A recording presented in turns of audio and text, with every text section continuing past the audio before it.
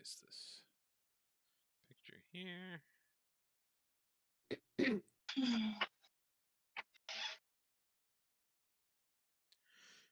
You know, this is really weird, and I didn't notice this until just now. So you know how, like, on a lot of these maps that are with these modules, like, all the doors are able to be, like, opened and closed and stuff for, like, vision purposes, if you're actually using vision?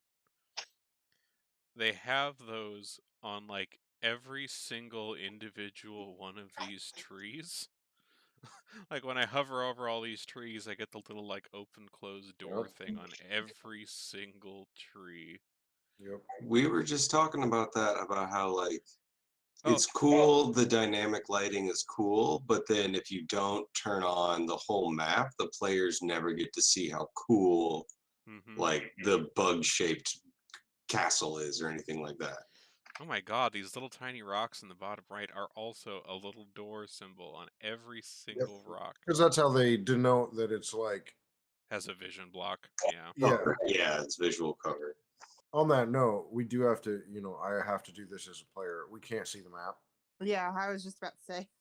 Oh, I thought I turned You off gotta the click lights. the It's light first. deal, and maybe the eyeball deal, depending upon whether or not. Alright, let's try that. Yeah. How about now? No, I cannot, No. sir. Okay, it's not that one. There we go. Oh, that one? oh, yep. There's like a couple eyeballs over there, so okay. There we go. I suppose Alright. I should actually get in Fantasy Grounds, huh? That would help. Oh wait, yeah, you are not in fantasy. What are you doing up there? I told you I'm going through this desk crap. That's okay. We were all just chatting. Sorry, I was late. You're fine. It's fine. Quick knows that I've got a certain kind of tired in my bones that just don't come out. I know that feeling sometimes. You mean being a human? Yeah, right. Yeah, I fucking hate my 30s, to tell you what. I'm feeling you. I hope you don't mind me giving you a call and waking you up, but I was like, I totally appreciate it, because, Okay. like, we were 5 minutes from the danger zone, bro. I tell you what. I even ordered his Vietnamese coffee with my dinner, and shit, it's like pissing into the sun. It's nothing. Vietnamese coffee is usually pretty good. Like, I get it. It fucking wakes me up. Yeah. So, like, maybe like 20, 30 minutes, you're going to get the full Grotus. Which, by the way, I realized I got to rename my character. Grotus, or I might keep it. Grotus is a Pathfinder deity. Oh, interesting. Maybe you're named after the deity. He's like a lawful neutral or neutral evil god of the dead. He's the pale moon over the boneyard that awaits us all. That's pretty cool. I'm actually kind of digging it. You were like a former monk or whatever, right? So I mean, that kind of makes sense. sense. He's kind of like a riding the line between life and death kind of guy. That's his whole like spiritual aesthetic. Yeah. We'll just see if we run into any Grotus cultists and they get offended. I did run into, like, I remembered it because I was playing a Pathfinder game, Kingmaker, and there's a Dwarven cleric I really like in there, and they got voice acting, and his whole thing is about, oh, Grotus awaits us all. It's all meaningless. That's great. Oh, man. Death comes no matter what. And then he does, like, every time he does, like, a healing spell, like, Grotus still waits. Oh, man. All right. So, oh, that's right. I never grabbed a new get to know characters questions thing. Fuck. I forgot about that. Oh my gosh, Moob. I know. Hold on. Let me You are failing write us. that down that I need to find a new get to know character questions thing since we exhausted the last one on our long ass campaign. Let's see. Yeah, we almost made it through all 100 questions. Just Google up quick Googles on those, or interview or first date questions or getting to know you questions. Yeah, here, let me find them real quick. Also, Small Talk for Autistic People is a good list of like questions sometimes that you could find that That's makes good. up a good 10 or 20 of that list. Okay. Ooh, this is a good list. Why? Why did they number this with letters instead of numbers for a rolling dice? Come on. Just to piss you off. I guess so. That's okay. We'll use this one. It's a simple base 26 hexadecimal coding system. That is pretty much how they numbered it. Because they went A to Z, and then they went A B A C A D, and then so on. So, thanks, I guess. These questions look good though, so I'm gonna copy this into a note. Getting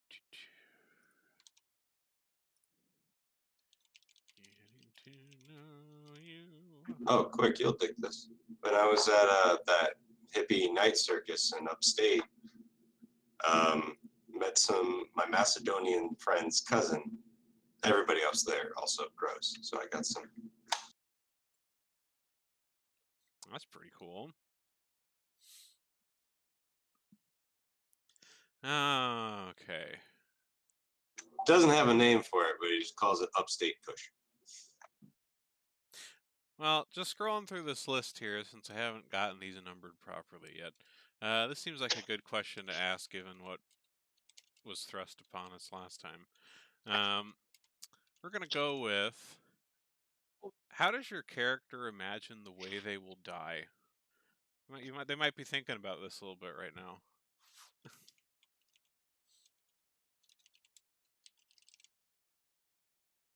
I have nightmares every night of fire, but like not the nightmare that I have isn't just like, oh, I'm burning up in fire.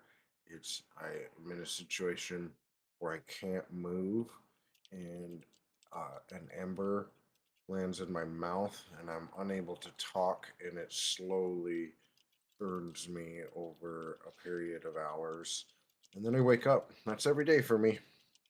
Fuck, man. Damn. What a rush. Poor little hunker. Honestly, I don't think Maz ever thinks about death.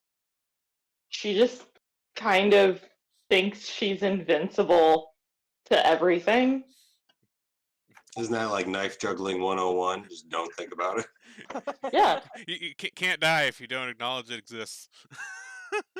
You You don't can't miss get- one. You don't miss twice, even with a knife. You're not the one being stabbed if you're the one throwing the knives. Come on. And it's funny you say that because I think Braz thinks about death all the time, like kind of dark that way. And I think like she's just terrified of like being trapped in a small space and dying in it in some way. Like she needs her freedom, so being confined is like her worst nightmare scenario of death. So how do you feel about Mordaine's escape artistry then? We don't talk about that. All right. Grotus flirts with death so much, he almost is on like an intimate basis with it. And he just like the way he envisions it, because you said like, how does your character envision themselves dying? Mm-hmm. He just wants the great splat, the great release. Like that one time that death decides, like, you little slut, and then takes him, and he's fucking tomato sauce right there. That is the best description. Like he's just out there waving it out, and then one day death is just gonna dog food, and he's out. So Grotus has some similarities to Deadpool in that way then. Somewhat, yeah. He's flaunting it, and one day it's gonna get it. That's pretty. That's beautiful. I like that. Damn. All right. Well, so I know we didn't get too far into things since we were all getting stuff set up last time. No, But who we wants pretty to? much just found out that the ringleader died. Yeah. Yeah. So who wants to give us kind of like we have that? There are some other small things that happen if anybody remembers. Braz ran after Elysia when she ran out of the big top, and we found out Mr. Tickles somehow got goblin pox. Indeed. And We met the adoring fan who praised us by Azura, and then we asked if they could join our circus, and we said, "Yeah, totally. Need your help. Go shovel out the shitters." Yep. And made them feel involved without actually offering them a place in the show. What was his name again? That was I Axel. think I wrote it down. Axel, yes. Mhm. Some other nifty shit here. Yeah, I think Okay. those are the only two so far. There's a couple other things that people were heading towards. We didn't quite get Right. to. We were talking about like trying to rouse some of the acts hadn't been really coming on and all the dismay, so we were trying to go check in on them. I remember Grotus was going to go look in on the Featherfall 5. Yes, yeah, I think that's what we were having coming up next. So Grotus, you were heading over to. So this map is kind of like the camp that the circus has set up, kind of just south of the big top here. Pretty much everybody's got their own little wagon of sorts that they sleep in, kind of store their shit in, things like that. You're all kind of around this little pond here, and there's a central fire in the middle here, which you guys kind of use as a communal, fire. You're all kind of around here. Let's see. So let's see, where's people at? Did it not mark all of these for me? No. All right. So Grotus, you're heading to the Konbali family, the Featherfall 5. Their wagon is kind of like one of the farther south ones. They're the green topped one, like just to the west of like the southern little ring of fences down there. And so as you kind of head over there, you see the family is still there's clearly like you can tell like there's some worry in the air because of what's happened. But they are, they seem like they're kind of determined to kind of get stuff put back together. Show's got to go on. We still got to, make a living here so we can keep going on. And as you're walking up down here, the mother of the family comes out from inside the wagon, and like her arms are full of these nets. These are safety nets that they use for their tricks. Um, they greatly appreciate them. They never were able to have them in the old circus that you guys all ran away from, because the gal in charge of that was a bit of a jerk. But among all the other improvements that were kind of agreed upon when you all formed up this circus, having safety, having you know universal health care, and housing and all that good stuff. Whoa! Y'all You wanted to didn't look out say for that. them. 91.5% of all the peanuts go to 3% of all the elephants in this circus. You're You telling didn't me say that this some was of a my comedy ways, circus. I Commies. refuse to pay for birth control for beings that can procreate. Anything that can reproduce by binary fission will also be covered underneath our new health plan. Wow, we're Oh, progressive as fuck. oh, that's great. Grotus for president. Grotus for president. Grotus has a Queen's accent now, sorry. I'm sorry. Before we go too much further, I just I don't remember the ringmaster. I forget his death, the details of it. Sure. So, We just like found him right before the show, right? yeah. So I yeah, don't. the show is Did we about to start. find that out yet? So I don't think we Sherlocked it. We were just straight up like you covered up. guys have not Sherlocked it. You guys have not Sherlocked it yet. I mean that's clearly something that needs to be looked into. But you guys literally have a tent full of like the entire town, waiting for what they paid for. So it's Moog is just like, if you guys would just shut up and let me talk, maybe you would find out some details. no. I just So couldn't remember initially when we found him if we had saw anything other than his dead ass on the ground.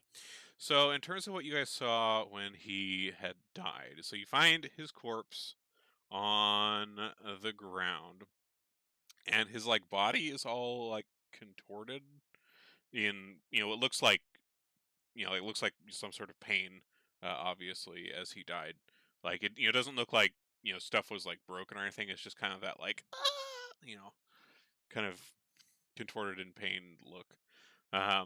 You also noticed that um, he almost seemed like a little swollen in a way. You'd have to go and actually look for kind of more details than that, but things were kind of being rushed. You had this is literally right before things were about to start, and the professor, the kind of older gentleman who runs the sideshow, was kind of trying to take care of okay, let's just kind of put a tarpaulin over him for now and make sure things run, and then we'll get back to what the heck happened to our leader from here. But yeah, at the moment he is.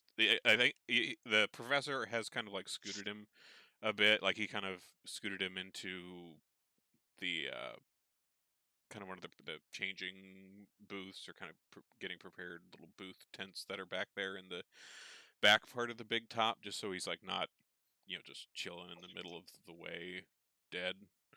But he's just kind of under a tarpaulin in there right now until all the townsfolk can be out of the picture.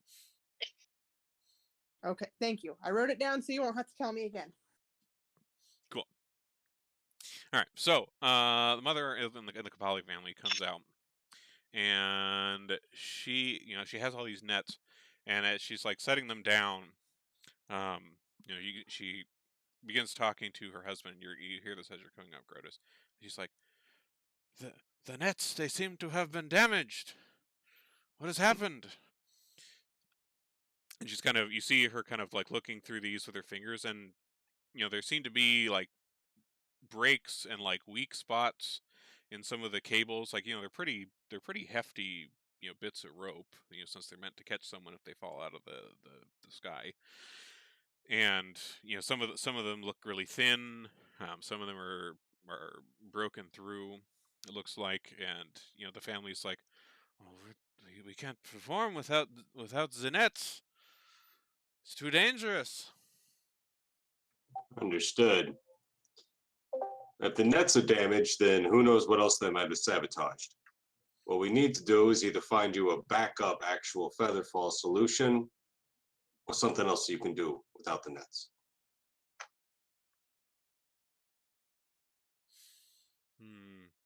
How do you know it was sabotage? If someone Don't is you out, think area on nets?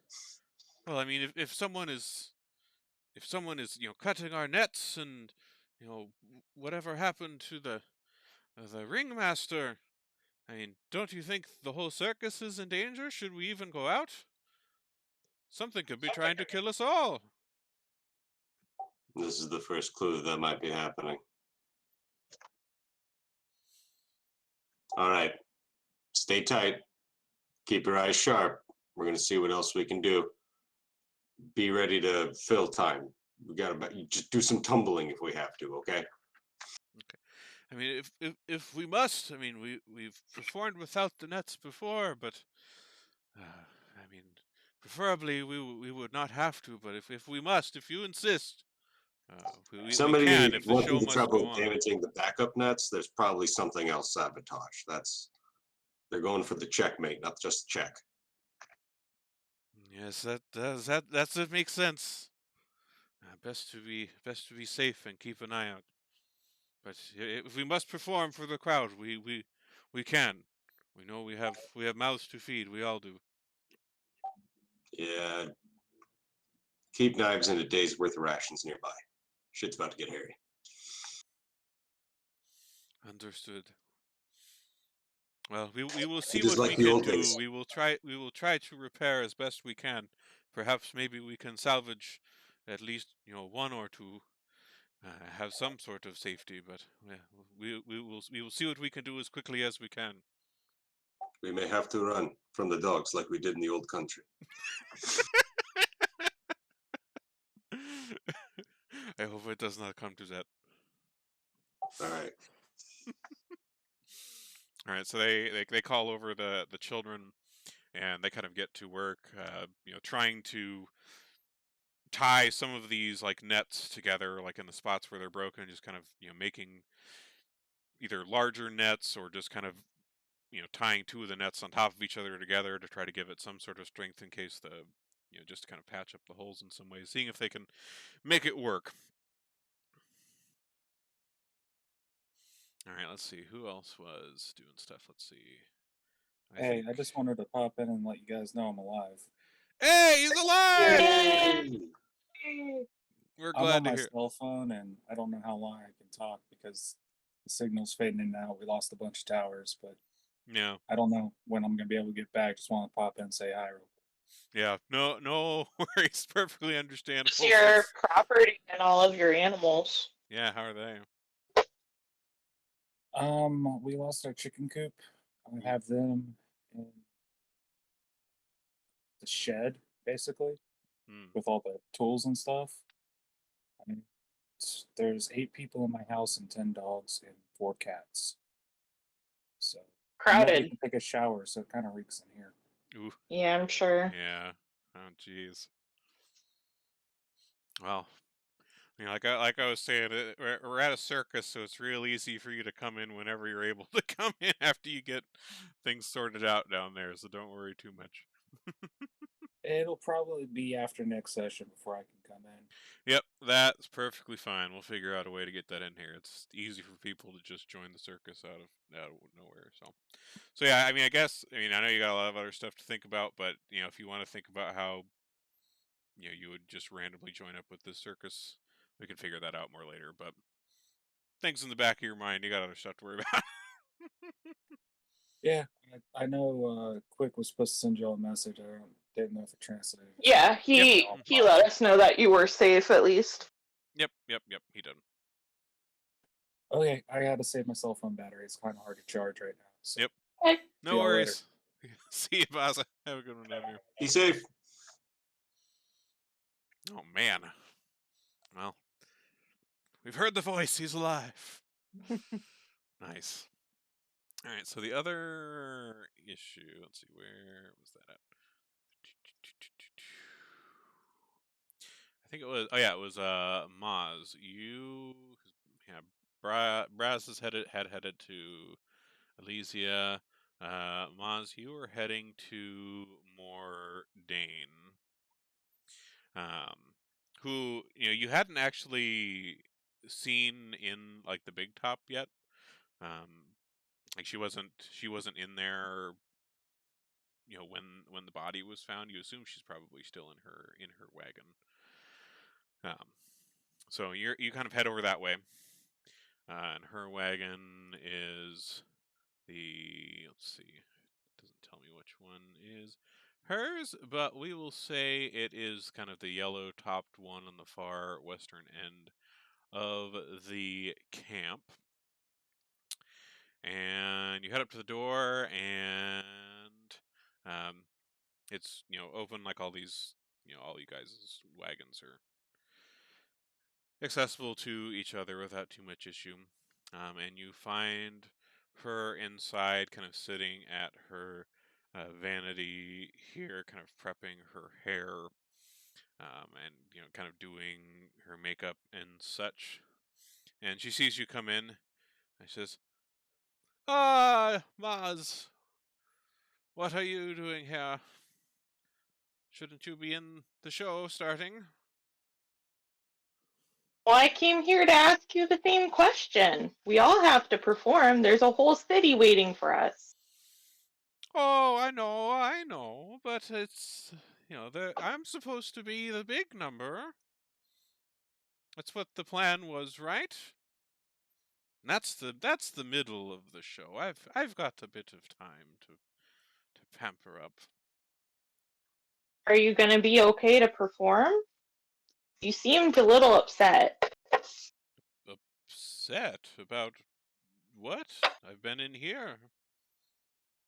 I thought she was one of the ones that ran off. That was Elysia with the No, snake. there was 3 different people that ran off. Well, there were a lot of people that ran off. There's other people in the circus aside from. I know, but we had specifically planned out who was going to who. Well, the professor had mentioned to you guys what some of the big names were to make sure things were okay. So Mordain and Elysia and the Featherfall 5, checking on them and making sure things were still good to go. Elysia, in particular, and the Featherfall 5 were there. Mordain was not. Okay. I guess I assumed that because he told us to go check on her that she was one of the people that ran off. No, she's just one of the main acts, and Professor was trying to make sure that the show can still go. But yeah, she does not know. Oh.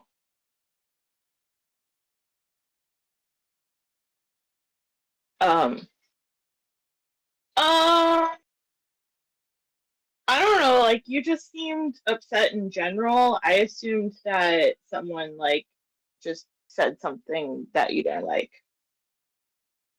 Well, am I being replaced in the big number? Is somebody else taking the spot? No, of course not. No one could replace you. Oh, well, thank you, darling. That's very much appreciated. We all well So you're know. gonna be all good to go? The professor wanted me to make sure everyone was ready. Yes, we will be ready. And she kind of nods over to her assistant, Hod, who's this kind of silent, muscly man who kind of assists with her escape artistry tricks, and he's been over kind of sorting through her her various dresses that she has in kind of a cabinet, trying to select one out for her hair. But he kind of nods solemnly in your direction. Okay, cool. I will go tell the professor then that everything here is totally okay and you're not upset at all and that you're going to be ready for the big number and you're going to be super cool. Okay, bye! I assume you just kind of book it out of the way before any other questions are asked. Yeah, I was pretty much saying that as I was slowly backing out of the door and then just zipped out. All right. So with those out of the way, so I assume you four kind of reconvene with the professor in the big top. Yes. Yeah, Grotus is coming in hot. He doesn't like people say he doesn't care about safety nets. He doesn't like people sabotaging other people's safety nets. He's like, we gotta tighten up our assholes because someone's trying to fuck our shit. And, you're kind of coming here, fire in your eyes, and the professor's like, what else did you find out? Are the other acts okay? Are we still able to go on? Somebody Well, trying to sabotage the Featherfall 5. I don't know what the fuck's going on. and Mr. Tickles got goblin pox, but I was able to give him some medical care, so he'll be okay. Oh, I wonder if the Lady Dusklight has decided to enact some sort of revenge on us for leaving her high and dry. That old bag? I doubt it. I mean, it does seem a bit. I mean, she was cruel and heartless, but I mean, it's a bit of a ways to send trouble like this, much less, kill someone over this. I don't really know if she was capable of something like that, but She didn't care about her lives before. She sure as shit doesn't care about them now that she can't make any money off them.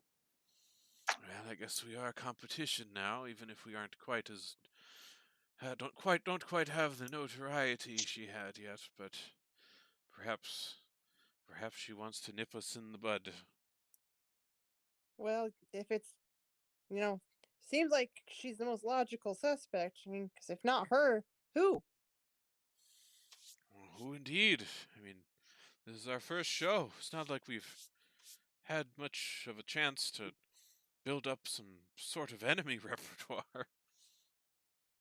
We are but simple travelers, out to make coin off of people's smiles. This is dastardly shit. I'll fuck her up, swear to God. With the strength of 10 weirdos, I'll mess her up. I'm Honker. That's right, Honker's gonna be there too. So Honker, so during while everyone else was like kind of out checking on people, I remember we had you kind of doing a bit of like kind of send in the clowns act to kind of distract the crowd a bit, while everyone else was checking on things, just to kind of keep the crowd at least mildly entertained until the big things come out. I have a couple things I want to check with you. So while what would this be? Give me a perception check, Honker.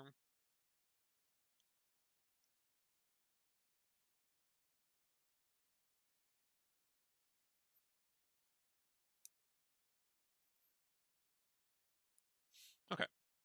So, Honker, you were out there with some of the other people from the circus here, just kind of the general clown entertainment, doing some simple tricks out there with the crowd, keep them entertained. And, once you guys kind of finished up your act, you were heading back from the ring. And you noticed, or you thought you caught a glimpse of some sort of movement underneath the stands that you guys have set up, and like you're fairly small, and so being low to the ground, um, with the angle that you're at, you were able to get kind of a better view through the feet of people under the bleachers than somebody at a typical medium eye height would be. And you saw something under the bleachers, and it didn't look like it was like a person. Like it was low to the ground. Kind of hard to say just because it's fairly dark down there with all of the shadows of everybody on the bleachers above. But you thought you had seen something moving that didn't look like anything uh, you would expect to be there. Like it didn't look like somebody had gotten down there.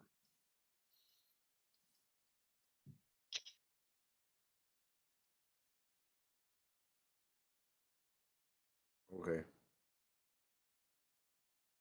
I don't know. I guess Grotus did tell us to like be on alert, so Hmm. I probably mentioned there's something I saw underneath the bleachers.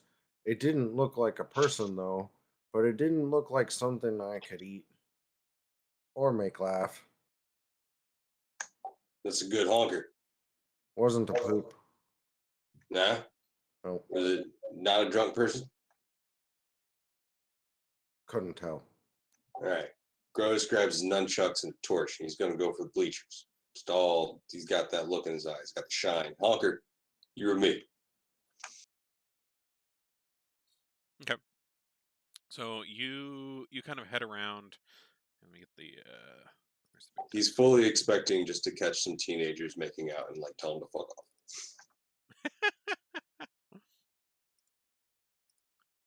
All right. So you guys are kind of down here in the southern part here, and you and Honker kind of slip out the kind of western curtains of your little backstage area, and kind of head up around the western side, uh, under the bleachers, trying to keep an eye out for anything that looks abnormal. The bleachers are packed at this point. Oh yeah, like this, like you guys did a great job, kind of promoting things in Aberton over the past week, since you guys set up here, and this is a fairly small town. There's not a whole lot of exciting stuff that happens around here, um, and probably not really a town that they really get a lot of attention from these sorts of things very often. And yeah, it seems like most of the town has come out.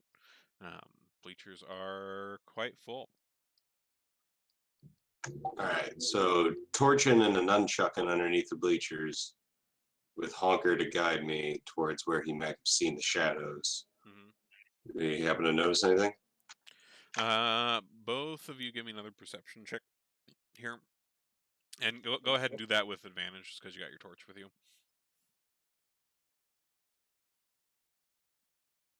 How do I make advantage happen on this one? I'm sorry. Oh, So- right.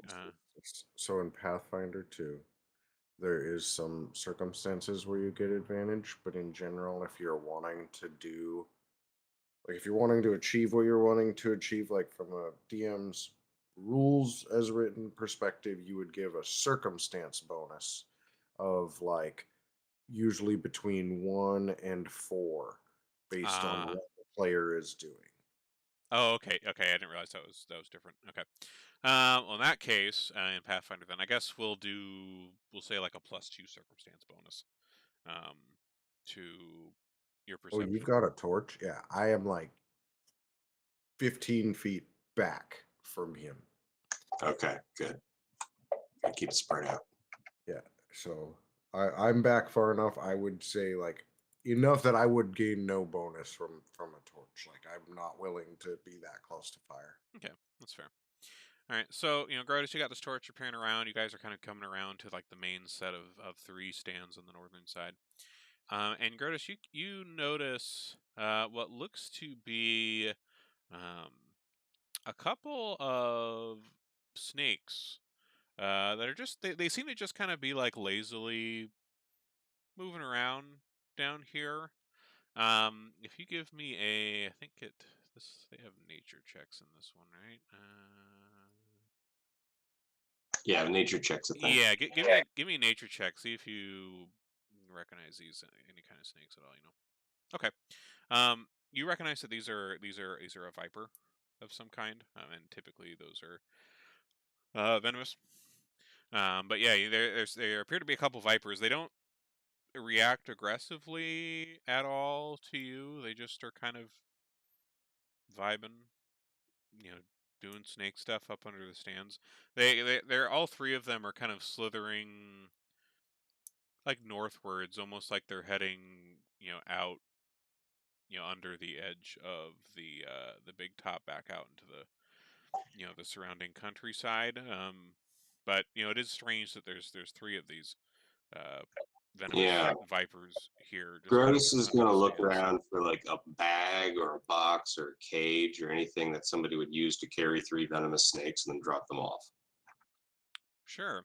Let's see. Give me let's see. Investigation separate in this one, or is that all just under perception in this game? I think it's perception still.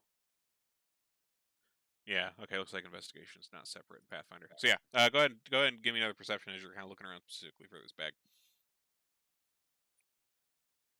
Okay.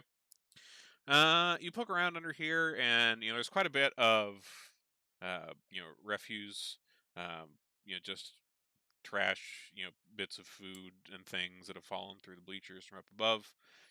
Typical under the bleachers fare. You don't notice anything in particular that seems like a receptacle around here. It's certainly possible that there might be one somewhere, but you don't see anything here. You do see, just from kind of seeing where the snakes have come, like kind of looking in the dirt for their markings. It seems like they came from the south, um, in the direction of where the backstage area was, and then kind of slithered up around under the bleachers here. So it came from about the same spot where we found the body. Assumedly, yes.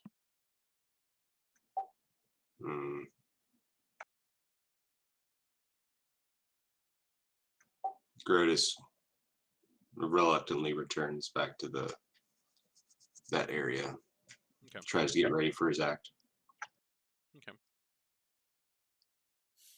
You begin heading like away, and like the snakes, they're still kind of like slithering around down here.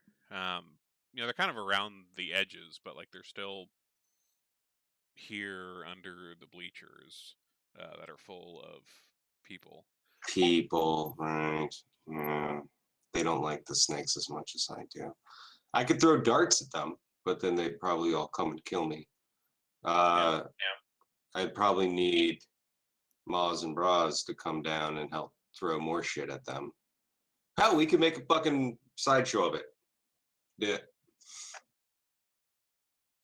Yeah, I mean, you could throw stuff at them. You could try to, shoo them, intimidate them. There's all sorts of different stuff you could try to do. Okay. I can make I want you to get some people real quick, charge them 5 silver piece a piece for a snake wrangling show. Pre-game. I can make the noise of 5 people. That sounds great. Let's use noise to drive out snakes from without getting within snake range. Okay. Sounds good. Vipers typically, unless you're on their turf, just want to fuck off. Yeah. Yeah, like I said, they don't seem to be acting like aggressively towards you right now. They're just kind of doing snake stuff. Existing. I don't know. Oh, I can use ghost sound. Is it just a cantrip? I can make a noise equal to 4 humans. Oh, shouting. Nice, yeah. So I'll You can sound like screaming eagles, like ah. Oh, good call. I was gonna make it sound like snakes. So then, like, I will make it sound like eagles, but they'll kind of sound like eagles, and then they all go ah, like Grotus said. It sounds just like Grotus. Okay. But I'll try that. Does that have any sort of like check associated with it, or does it just makes the sound? No, but I mean, you could put a check on it. Probably reasonably enough. It just makes the sound. So maybe like a nature, since we're trying to, burn I was snakes. gonna say, like, what about deception? Yeah, or that. We could argue deception. That makes sense. The snakes get some kind of thing like to resist that. And then I'm yeah, I'll do that. Okay. I added Grotus's noise to it. So does that count as being funny? Sure, I why think not? it's For the purposes of his bardic inspiration. Yeah, for the purposes of getting an extra +1 bonus to my 4 on the die. There. Nice. All right. So you begin kind of making these noises in the direction of these snakes to try to spook them away. While you're doing this, there's actually like a couple people that are kind of up in the bleachers here that they caught the torchlight that Grotus has like out of the corner of their eye, and they're kind of looking down there, and you hear somebody being like, "Whoa, there's some snakes down there. What are they doing back there?" And you start making all these noises and things and stuff like that, and it works. The sound of these hawks and birds and whatever that you're trying to intimidate these kind of snakes off or deceive these snakes off appears to work. They seem a little startled by the sudden noises in their direction, and they just want to fuck off, and they kind of head straight to the north, out under the edge of the tent, and assumably back out into the surrounding woods. The people that have kind of caught eye of you here, they had kind of begun getting the attention of some of the other people in the crowd. They're like, "Oh, look, there's some snakes down there. They're chasing stuff." And when you successfully do this, it causes some excitement. Like they're like, "Yeah, woo! Like they got the snakes out of there. Look at them go!" And that will come into play later when we calculate some stuff with the circus show. Let's all drink green beer. Let's all drink green beer. But yeah, it does manage to kind of please the crowd a little bit, because they think it's pretty cool that you're able to scare these snakes away.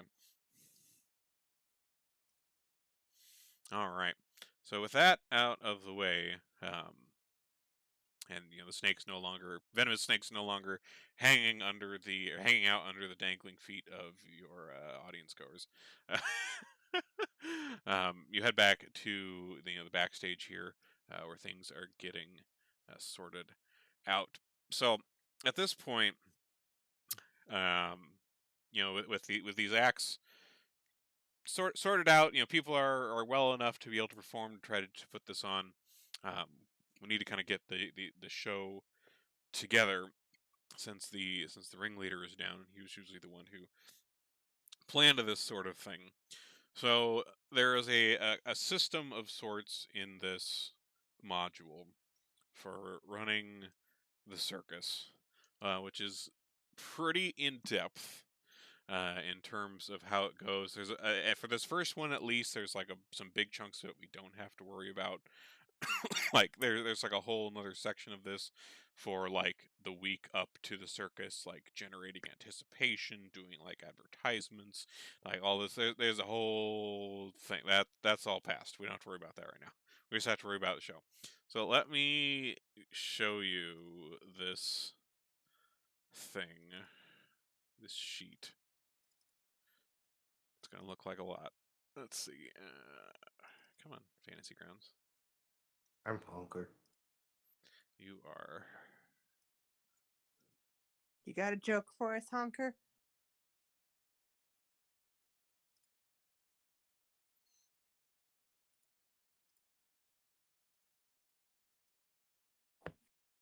Let's take a look here.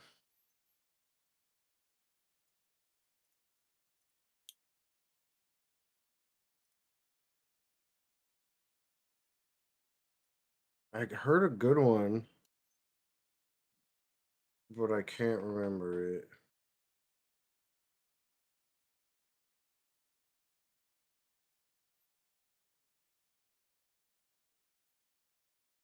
Why is it so hard to move around in the desert?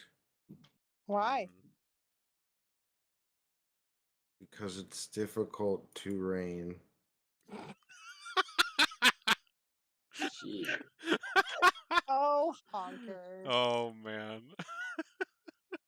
I'm looking forward to all the great dad jokes in the future from Honker. Okay. What did one fish say to the other when they ran into a wall? Damn.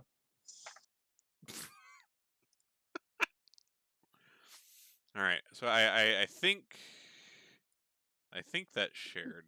Can you guys all see this circus show sheet that looks like a giant ass spreadsheet of stuff? Yes. Yep. Oh man. Oh boy, yeah. Okay, I so love it. I love it. so yeah, like there's a lot of stuff in here. I haven't. There's some of the stuff we haven't filled out, and we're not going to worry about filling out this time. The main thing we're worrying about right now is if you scroll down, there's the part with like the opener, the build up, the big number, and the finale. And so the way that this works, at least for this middle part here, is let me get the detail up here.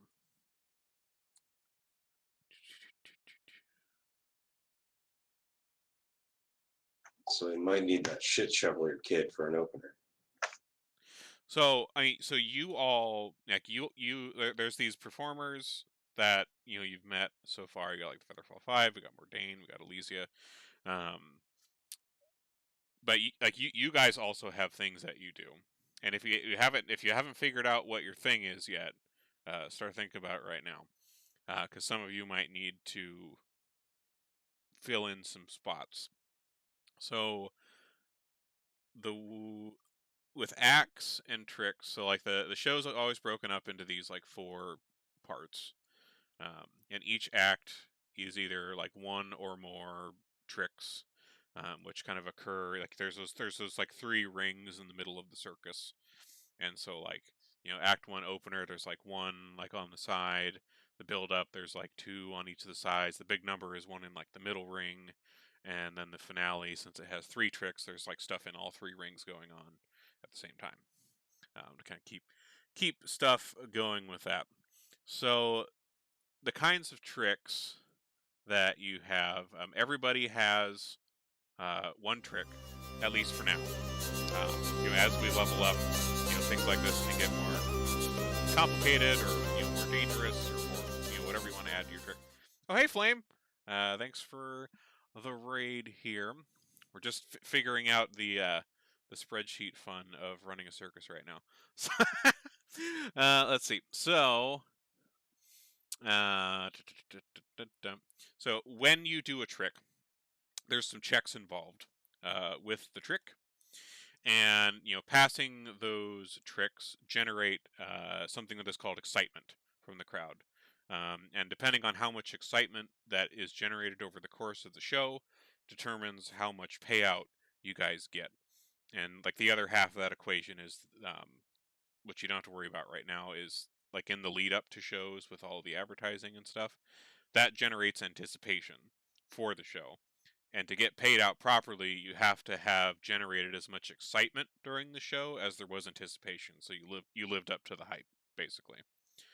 So if you don't generate enough excitement to meet the anticipation, you're going to make a little less money, just because people were expecting more out of you, and then generating more excitement than there was anticipation. People were like, and your shit was amazing.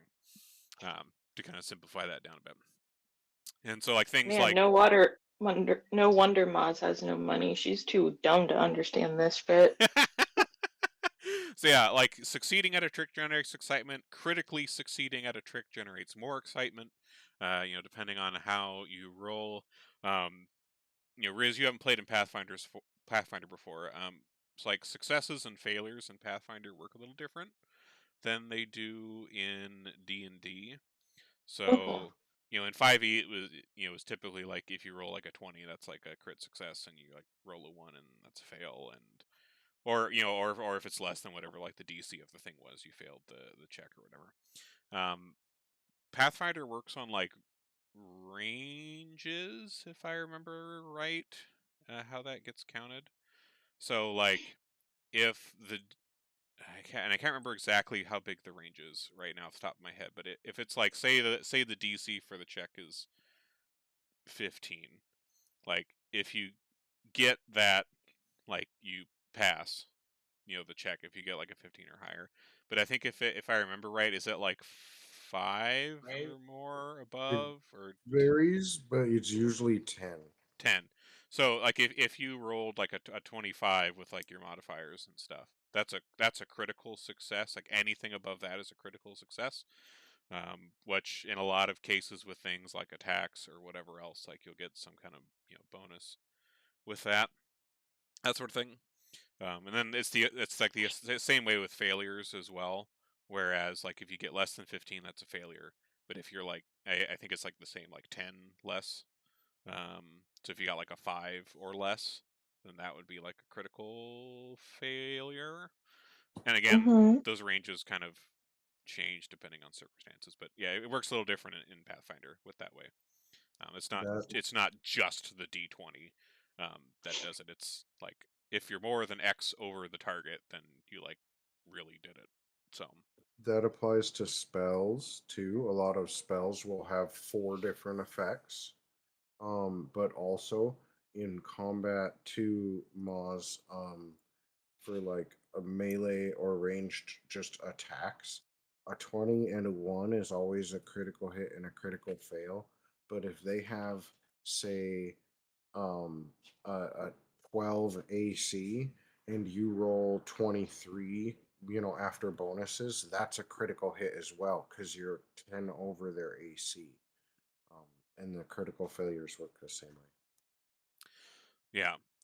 So with the tricks, so since you all need to kind of like have what the module kind of calls a signature trick, since you're like the player characters, you guys have like a signature thing that you do that is your kind of big show stopper.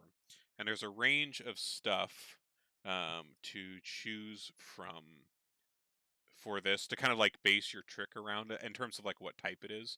Like you can be as creative as you want in terms of like what exactly it is you're doing. But let me show you this list here. So we'll kind of figure this out now, so you can think about it. I assume that you should be seeing a thing about like trick traits Yep. right now. So if you scroll down to the bottom there's a whole list of traits for tricks. So aerial, air, alchemical, agile, animal, whatever. And you can click into those to just kind of get like a little bit of a general description. So say like what is it? Elysia, for example. She has Mr. Tickles, her snake, And so like her big thing is doing some various acts with Mr. Tickles along, and so that would be kind of an animal nature based, like a trained animal based trick. And so she would be rolling with like bonuses to that being her specialty on like a nature check for her performance of with Mr. Tickles, and that would be that. So for now, since we're all level 1 and just starting out, um, you'll want to pick just one trick trait for now, and like I said, you can make your trick more fanciful later on as we get higher levels and stuff. But for now, we're level 1. We aren't able to see the details on those Oh because it's shit! a DM module. Oh, is it? Ah, shit. Okay. Well, I guess if Perhaps you could. you can see the list at least. Like most of the details are like literally like a sentence. So if there's one you're interested in, let me know, and I can kind of give you the details on it, since I think it's going to be weird if I try to get it to you guys properly, since it's Yeah, it'd be very difficult with how that's built out. It's you're there, but yeah, with a bunch of them in a list, that's going to be hard to share a bunch of them like that.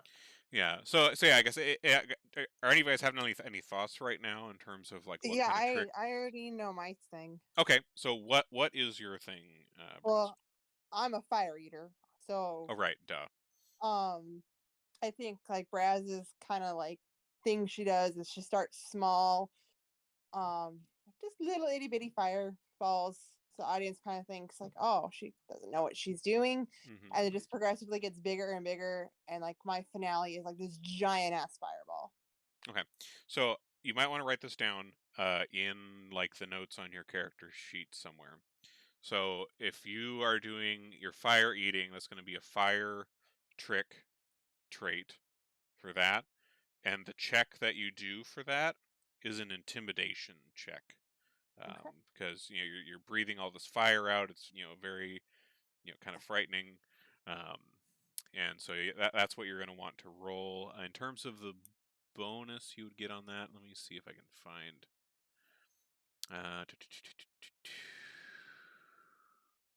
I'm seeing something in here too. Yeah, Um, feel free to tell me to not yeah. speak up, and not, but I do see it does say at the start of this path, Hmm. because this affects like what I was looking at. Yeah. It says that we have access to agile, animal, fire, and water, and then more will become available as we get more performers. Oh, is that what it is? Oh, you're Yeah, right. You're right. Okay, I guess it is just that we limited. have to recruit NPCs with those traits to get the other ones apparently, and we can Ah, add them to our trick when we level up. I tried to click on the details for the agile trait, but then it told me the module wasn't loaded. I said, yeah, "Oh, it's because it's just please DM. load the module," and it's like, "I can't do it." Yeah, you can't because that's the DM one. So you said what were was that at the top of this little article you saw It that? is in the It's like fourth or fourth fifth paragraph. paragraph. Yeah, fourth paragraph. Okay, The fine. following are descriptions of every trick trait, and then it says Okay, at the start. so The only agile. reason I say that is I'm super pumped about running a circus, and I want to hire performers to like teach me shit. Yeah, and you're right. Yeah, more. Okay, so I didn't notice that paragraph. So let me note that there. Agile, animal, fire, and water. Okay, so Braz, you're fire based, so you're good there. So in terms of what the other ones are, so fire is an intimidation check. Animal ones are a nature check, and at least from what I'm seeing in like later in the paragraphs on this, is that you get a +1 circumstance bonus when you're doing your trick that that you are specializing in. It looks like. Um, so and you can do other tricks as well. You just don't get like a circumstance bonus if you're not doing like your signature trick, because like that's your thing. So like if there were instances where you had to like help somebody else with something or do some sort of other filler thing, like you can, at least from what at least from what I'm reading, like there's a whole ton of shit to this circus one that I haven't quite fully wrapped my head around. But you can like do other stuff. You just don't get like the bonus to it, since it's not like your thing. Um, as it were. So What's agile? Is that acrobatics? yeah, that one is an acrobatics one. And it says one thing to note with the agile one is if you're doing it more than once within the same act. So like if you were trying to fill like 2 performer slots in an act that had 2 performer slots, there is like a penalty to those. It looks kind of similar to like how like the second and third attacks on like an attack get a penalty, just because of like this like the strain Fair. of acrobatics. So I guess if you want to note that somewhere, if you're wanting to do something agile, it says the penalty for performing an agile trick a second or a third time in the same act is a -4 the second time and a -8 the third time. Okay, standard penalties there. Yep, yep. But yeah, I could use them in different acts and not have the Yeah, penalty. you can use them in different acts, and that is fine. It's just like in the same act, since you have to like do them so close together. Like the extra strain of that, makes it more difficult since you're like doing the acrobatics. So that's agile. The other one was water. Let me find that one here. Water is an athletics check for any tricks that kind of feature a water in some way as part of the performance. So since we have just those 4 to pick from, at least that makes a much smaller list for decision making for right now. You don't have like a whole laundry list of like 20 out of the gate. So we got the fire with Braz. What sort of things are the other 3 of you thinking about for your signature trick for the moment? I'm agile. Okay. And what sort of agile thing do you do for your trick? I'm not sure because agile seems to be separate from aerial and air.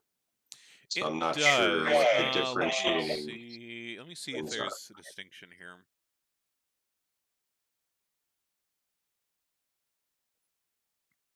Let's see. Let me see if I can find any other details in this PDF here. Because otherwise, the idea was that, like, we do an act where Honker is like trying to murder me, and Grotus just kind of like slips around like Mr. Magoo, dodging thrown knives and whatnot. And I'm thinking to go agile too, because I think if Moog's down, we might be able to incorporate body parts as well, right? Like what's stopping me from like tearing my arm off? And I'm not saying it should be able to grab a hold of things and like bring them back to me, but like tearing my arm off and like throwing it at something and then walking over and like picking it back up and putting it back on, or doing the same with my head. Like So I don't have a circulatory system. it seems like for these trait descriptions that it's giving me, it's pretty open-ended in terms of what it could be.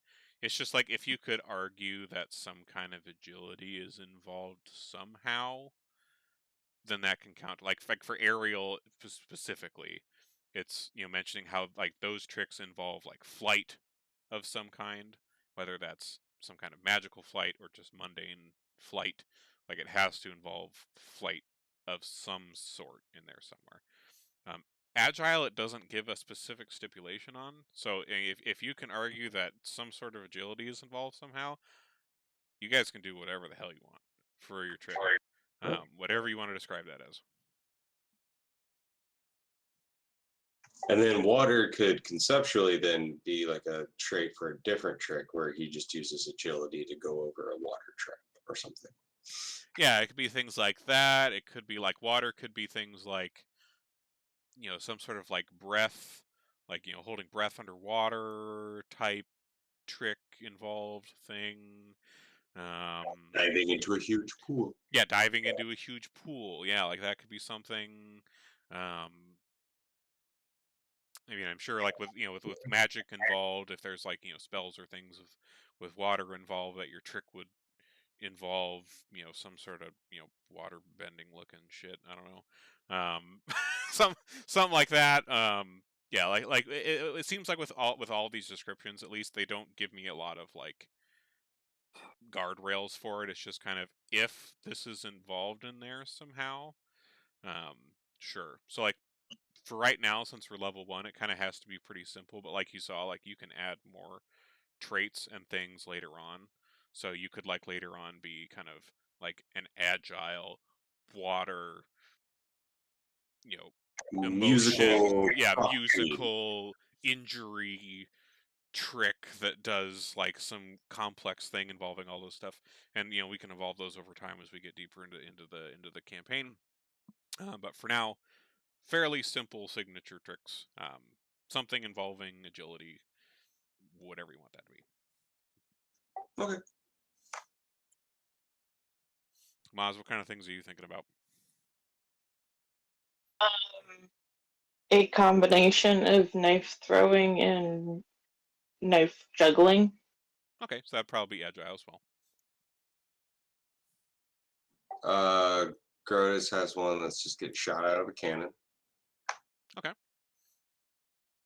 Or whatever crude version of a cannon we could have. A Yeah, catapult, trebuchet. I mean, you certainly have stuff like that. There are the Dwarven Throwers who are part of the The Dwarven Throwers pull a giant slingshot and they get shot out of it. Mm-hmm. It's Yep. one Yep. shot. You guys have slinging mechanisms at your disposal. Mm-hmm. Okay, so yeah, human cannonball. Okay. And then, like Honker, what was it you ended up kind of going with something with your limbs or what? Yep, I'll do a comedy involving like, my arms and legs and head coming off in inopportune moments. Okay. It's like prop comedy with your body parts as the prop. Yeah, like I'll come out like carrying my head and my arms, and I'll be like, "Hey guys, what do rogues always do before going to bed?" And then like as I'm like walking, then like I stumble, leg falls off, and I fall over, and then I pop up as best I can on one leg, and then I'll say they go undercover, ha ha ha, and then I'll go fetch my bits and just tell bad jokes while doing shitty prop comedy. Okay. So yeah. So for 3 of you, they're the agile tricks, which is you get a +1 circumstance bonus to an acrobatics check, and then Braz, you're the fire one, so you get a +1 intimidation for that. So just note that somewhere in your sheet for now. That'll get added more to later as we get more complicated. So in terms of the show, let's see. So like I said, we have the opener, the build-up, and the big number. So it is, 1 trick for the opener, which is in the center, 2 tricks for the build-up on the side rings, 1 trick for the big number in the center, and then 3 tricks for the finale in all 3 at once. So you have 4 filled right now. Actually, well, 5 actually, because you do also have the Dwarven Tumblers. They just didn't have a problem that you had to solve. They're already good to go. So 2 of you need to fill a slot somewhere. So as of this moment, the professor's kind of entrusting you guys with kind of sorting out who goes where, in what slots, and I'll write it in this sheet for this show just so we have it noted. So out of Elysia with Mr. Tickles, Kambali family, Mordain, Dwarven Tumblers, and shit. Fuck. Fuck. Why can't I think of that other name right now? Where is it? Oh, it's on the tip of my tongue.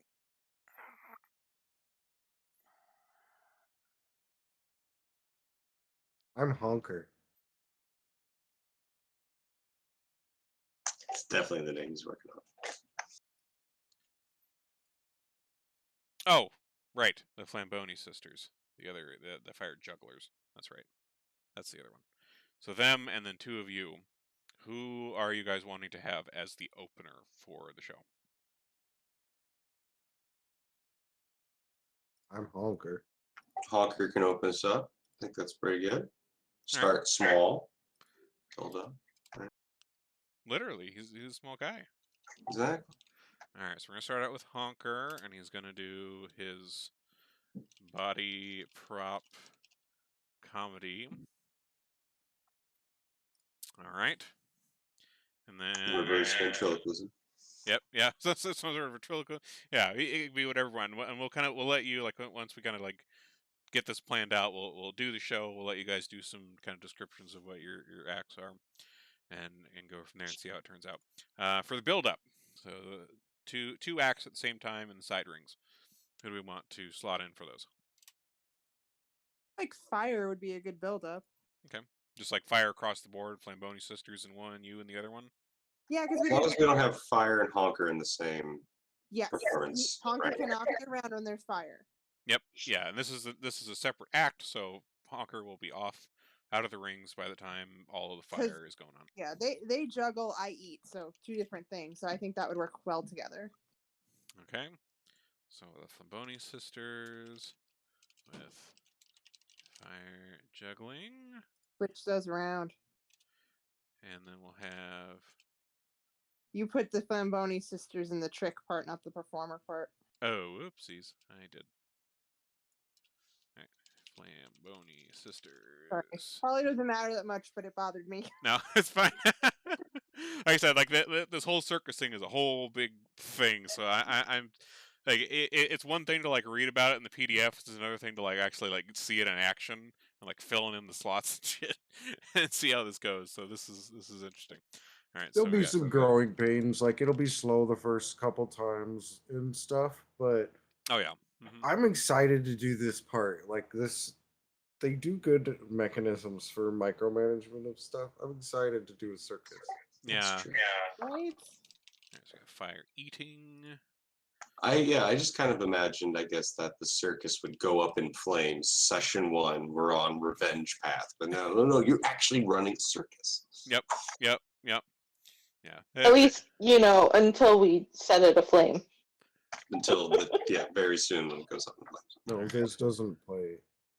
He's doing other stuff on Friday nights now. Let's see. Can't burn the city down on us. Oh. All right, so this one is there. Let me fill in some of these checks. So we have your level 1, trick DC. I got a new battery for my weed vape that's like the same size as the vape itself. So Honker, for your wait, I can just look this up. I can just look at your character sheet. Your I'll bonus, tell you what it is. What you looking for? Your bonus for acrobatics looks like it's +4. Oh, but it's +5 if plus 5 since your agility is your thing for this. All right, so I'm just. Okay. So if it's +5 because of agility, if it's comedy, I get another bonus, another +1 to it. Oh yeah, okay. So if it's buffoonery, joke telling, or limericks, I get +1 for now. That'll grow later. Okay, so you'll get a total of a +6 bonus towards your DC for your trick. Okay, the Flamboni Sisters, they have a +7. Let's see, Braz, you have a +6. You need to come up with some limericks about the god in the rock. So do you have any other extra things like Honker's joke telling bonus, or is it just the acrobatics? I don't know if you have anything else. I don't. No, that's Yeah. it. Okay. It's the virtuistic performer is what gives me that addition. Oh, I see. Okay, so yeah, Braz, you have a +7 because you have a 6 acrobatics already, and then the +1 from the circumstance bonus. Okay, big number. Wait, I thought my check was intimidation. Oh, whoops. right. I forgot your intimidation. What's which your I have a +1 in. Ooh, okay. All right, so I have to work on Build that up. You have to build that up. Yep. All right, so +2 then for your fire eating for now. Fun Pathfinder fact, especially if we're running a circus. Those are things I believe you can pay money to build up. Like you can pay money I to get think training and so. being Yeah, I more remember that intimidating. being a thing. It just takes time and cash Yep. and the right level. Yep. Yeah. Well, and I think if I remember right, like I think with some of the level ups, you're able to like add like a training level onto like Yeah. a skill. Yep. So you Yep. could That drop one of happens those very on your often. Yeah, Yep. you can drop one of those on your intimidation and get that boosted a little bit more. Okay. But I think Yeah. like really Outside of like that, you can now just does pay. make sense because not just because we're level 1, like she's kind of a green performer. She hasn't really done much, so Yeah, that's fair. and she's itty bitty, so True. All right, big number. We promised Mordain she was still the big number. You did promise Mordain. She's still the big number. That is correct. Now let me double check if there was anything.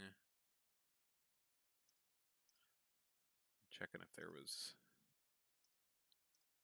Because I know some of these had some slight modifiers. Let me double check. Where is Mordain? Mordain. Okay, so if we do Mordain, didn't have to. Okay, she doesn't have anything extra. She has a +7.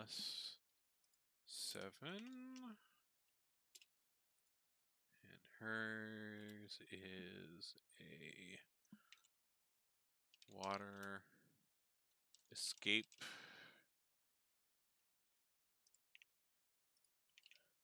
Okay. And then for the Why do I finale. feel like we should check her water escape equipment before? Got a because feeling because I was screaming about that. I think for the finale, we should definitely have the Featherfall 5. Okay. Do we want them in the center ring or on the side rings? Probably the center ring. Okay. So Featherfall 5, and they have. Zoom in here so I can actually see this. I think it's a 8. Yeah, an 8. Nice. Okay, so +8. They do tightrope, bounces, flips, aerial, feats. Okay. And then and trip. And also the Dwarven Throwers throwing shit at me. okay, Yeah. so you two kind of interacting in the side rings. Yeah. Okay. All right, so we have Dwarven Throwers. Let's see, their bonus is. I'll have to make these into a note afterwards. So I have to scroll onto these images here. Ooh, they have a +10. Nice. +10. Living. Balliste. All right. And then we have Grotus with the what was it you were kind of calling your thing? Oh, I guess if they're throwing shit at me, then it's knife dodging, axe dodging. Well, you'd be dodging them. Their whole thing is shooting themselves out of things. Oh, then it's dwarf tossing. Dwarf tossing. All right. All right, and so you have, let's see, what's your bonus here? Acrobatics, you're a +7, so +8 with the circumstance bonus. Do you have any other things that are adding to that at all? Mm-mm. Okay. All right. We have our show planned. So like, as you can see with the sheet, like that, all that other extra stuff, like these are all things that can like provide other bonuses. That get it kind of prepared in the week beforehand. So like there's confections, beer, merch, stuff like that. Those all add different things and modifiers, and then some of the other stuff further up about like anticipation and things. So with each trick, let me double check how much anticipation. I think it's like, let's see, find the exact numbers here.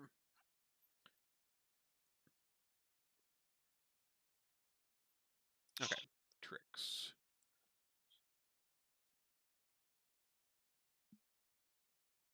I have a toy carriage. Maybe I can incorporate animal into my next aspect of the trick and have like a rat haul me around.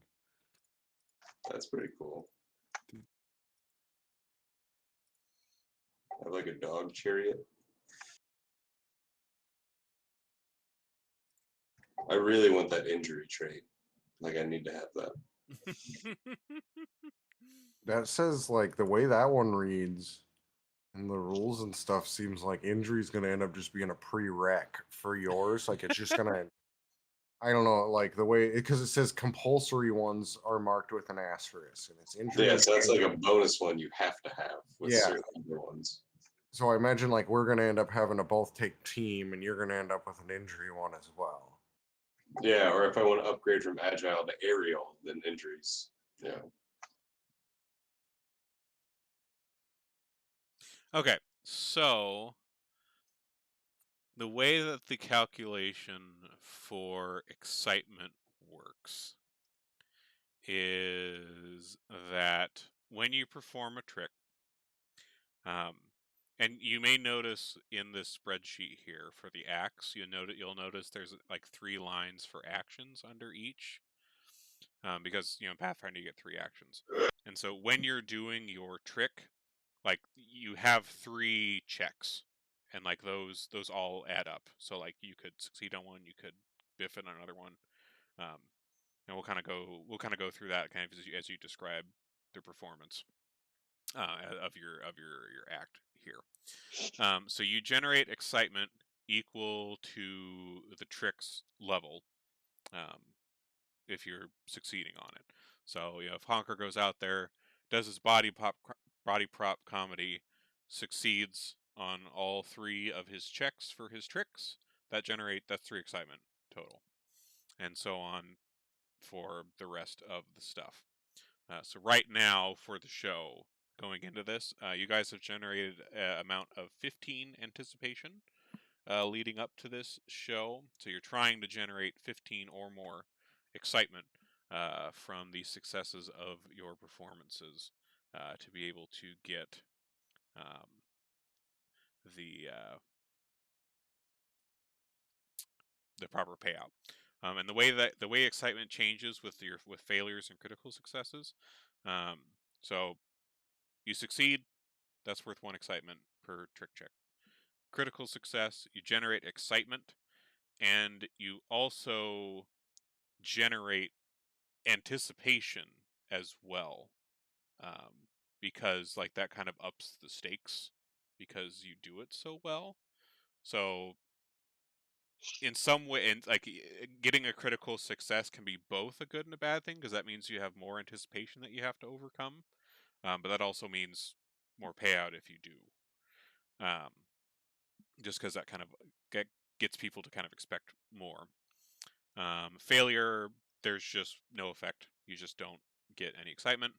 And then a critical failure, you get excitement, you get negative excitement, which is half the trick's level. So at level 1, it's just -1.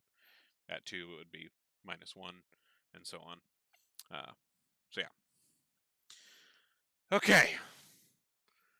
We got kind of the basics of how this thing works. So let's do the fucking show. All right.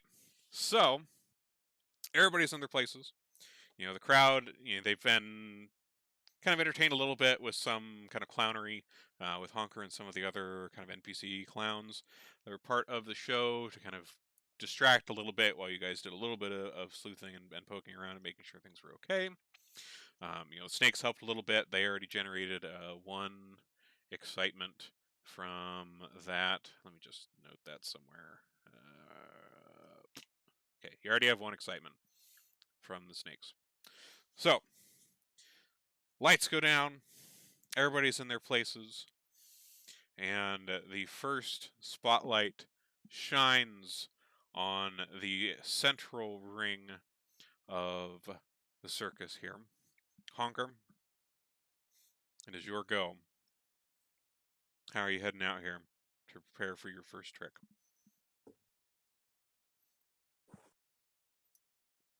Okay, so I'll go out. Now, as I'm walking, I couldn't afford squeaky clown shoes. All I have is my squeaky clown nose. So every step I take, I honk my nose. Okay. And then I get out there and I kind of do a bow to the whole crowd. And I say, why all the hatred for necromancers around here? Can a guy just raise a family in peace? And then, Okay. you know, All right. I'll look and I'll say, tough crowd, you're killing me. And then I'll just kind of like fall apart. All right, I like it. All right, so go ahead. Brilliant. Go ahead and roll your first trick check. So this will be with a +6, and that'll be, what was it? Acrobatics, since it's an agile.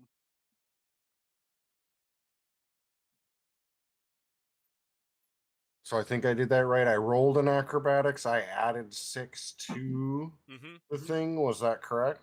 Yep. Yeah. You just you Okay. have a +6 bonus just from your acrobatics. From Yeah. okay, I think I maybe misunderstood. Okay, There. So it should be a +6 total. Yeah. So Is what you were saying. I noted in the sheet what the total was like with your acrobatics. So it would just be rolling acrobatics +1 circumstance bonus. Well, it'd be +2. +2 in your case. Okay. So it would only be +2 rather than +6 there. So it'd be 22. Okay, which still passes. So you pass the first trick. So excitement 1, 22 passes the check. As you kind of collapse into this pile of body parts here, your joke seems to have landed pretty well. Like the crowd is laughing. You see like there's a couple groups of kind of children that are all kind of sitting on the lower front rows of these bleachers. They think this is absolutely hilarious. Landed pretty well. All right, what's up next for you for your next part of your act? Okay, so I'll put myself back together real quick. Imagine like I leave an arm attached to my torso so I can grab the rest of my bits and put myself together. But then I'll stand up and I will just juggle. Like I've got some juggling clubs, so I'll juggle, but I'll throw my as I get the clubs going, then I'll add one of my arms and my head into the mix. All right. I dig it. Okay, go ahead and roll your trick check for that one. So then that's at a plus. So it's acrobatics +2, but then -4, right? Because it's my second agile roll, correct? If I'm understanding the rules. Because if we're rolling the same one in a row, then we do it at the minus, right? That's true. Yeah. So at this early stage where we only have like one kind of trick. Yeah. I believe so. Let me double check. I'm pretty if I'm understanding and tracking it right, they usually apply kind of semi-universal mechanics to things, and that feels right. I just wanted to make sure. So then my bonus would be a -2, an acrobatics -2. Okay, yeah. So what I found in the generating excitement here, so it says you can perform a type of trick multiple times per act, and you can choose a different possible trick check for each attempt. Which right now we just have the one. If you perform a trick twice during the same act, you'll take a -5 penalty to your second trick check, and then, or sorry, not -4, sorry, and then a -8 the third time, similar to how multiple attack penalties work. So later on, as you get other types of tricks, you'll be able to kind of mix up your act a bit more, and be able to avoid these kind of bonuses here. Critically succeeded. Well, I don't know if sometimes it I don't know if a crit on the die counts, but I did roll a 20 on the die there for that second one. Okay. Well, with that, so with the critical success, since it has to be, well, since does the 20 does that still does the 20 still matter in Pathfinder, or is it always just the range, like over 15? Because like your DC is 15, so it wouldn't have to be like a 25 or more for a crit success. If I'm remembering how Pathfinder works right. I want to say yes because I think if there was I think there was an exception to that I saw the other day, Okay. but I'd have to like see what the exception was to really like balance the two together. But I don't think I think if it's I would have to do 25. You're right, so I would just be regular success then because I rolled a 22 again. So let me check what I can find here.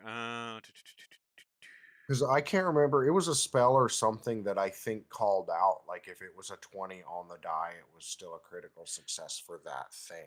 And so then that would mean if it didn't call that out in other rules, it wasn't a thing. So what I'm seeing here, just from a quick cursory search on stuff, is it sounds like in Pathfinder there are some things where like the 20 automatic success applies, and there are other things where it's like the range type setup. So like for an attack roll or a saving throw, a natural 20 is an automatic success and a natural 1 is an automatic failure. But for skill checks, there isn't like an automatic success or failure. That's fair. Okay. The DC, it's like it's the range. Okay. It's the range thing. I'll For make these kind note of of that. things. That's a good a good way to explain the differentiation there. Yeah. At least that's what I'm seeing here, just from a really quick cursory Google search. But that makes sense. Sounds totally right. Okay. So you did. So with that, with 22, so that's gonna have a -4 since it's another agile one, but still passes the 15. So you're still good there. So it's an Oh, 8. I manually did the -4. Oh, you did? Oh, okay, nice. Well, then you definitely still pass. Okay, so oops. Oh, and then I gotta have do I have to have a third trick? Yeah, you have 3 actions. So you have 3 actions Okay. for your tricks, just like you would for like in a fight, except in this case you're fighting for entertainment prowess. But you're doing good so far. Closing out your act and leading into the build-up section. How do you finish things out, Honker? How do you go out of the ring?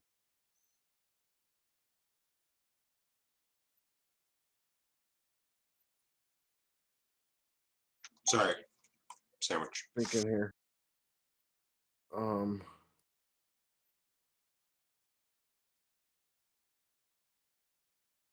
Okay, I got it. So I'll catch all the things. Okay. Um and then I will I'll whip out my toy carriage and then like lay down in it and then take my legs off and use those in my hands to like kind of extend down so I can kind of like almost laying down skateboard with this thing around and use my prestidigitation cantrip to like make popping noises and little bursts of light and stuff to make it look like I'm doing crazy stuff. And eventually, I mess up and explode into bits and then have to put myself back together again. Okay. Cool. So go ahead and roll a check for that. So this one has a -8 since it's the third instance of an agile type in this act, and we'll see what we get.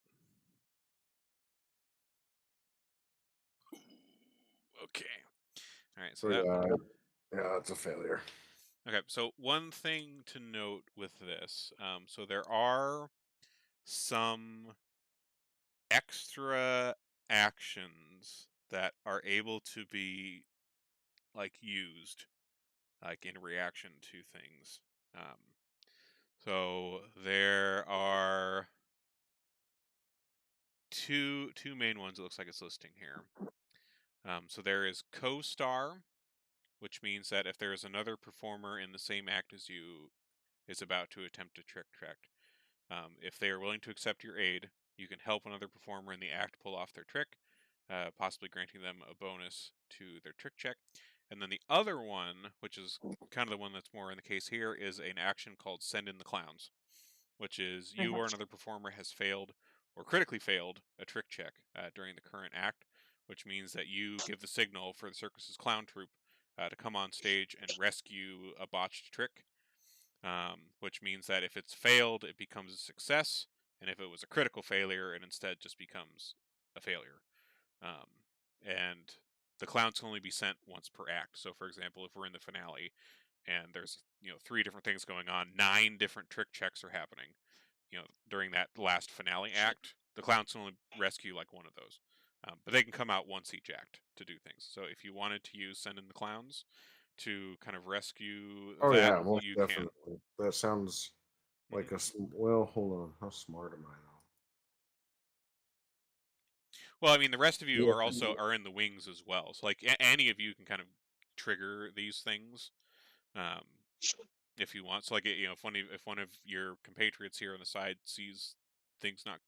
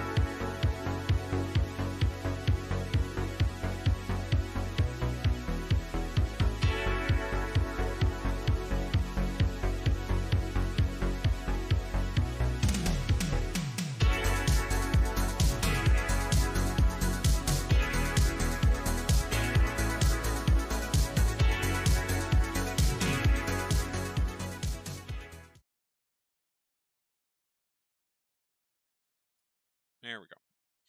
All right. So I was doing a little more extra research, just kind of into this system here, and how like these traits and these like trick types and checks and whatever are figured. So it sounds like I didn't quite have that right. So for your signature trick, so the check that you are rolling on for your trick, you get to choose what that check is. So this can be any skill check, it can be any saving throw, an attack roll. You choose what you're rolling for that. The trait, if you say that you are having a trait be involved, those add different bonuses to the trick if you are rolling the proper check associated with that trait. So, for example, say for Braz's fire eating, you wanted to roll, let's say, a performance check for your trick, right? Mm-hmm. You could roll that, and we'd get that number, and that would be whether it passes or fails the 15 for your trick. But if you decide to roll intimidation, you get a +1 because fire is intimidation based for a trait. If that makes sense. Like +1 on top of what I already have on the intimidation. So okay, yeah, like +1 on top of like of what you have on intimidation. Yeah. So So since I already have a +1, it would essentially be +2. right. Yeah. Okay. So yeah, so the check for your trick can be whatever. You can do whatever check you want. That's up to you. It's just depending on what trait you want to describe your trick with.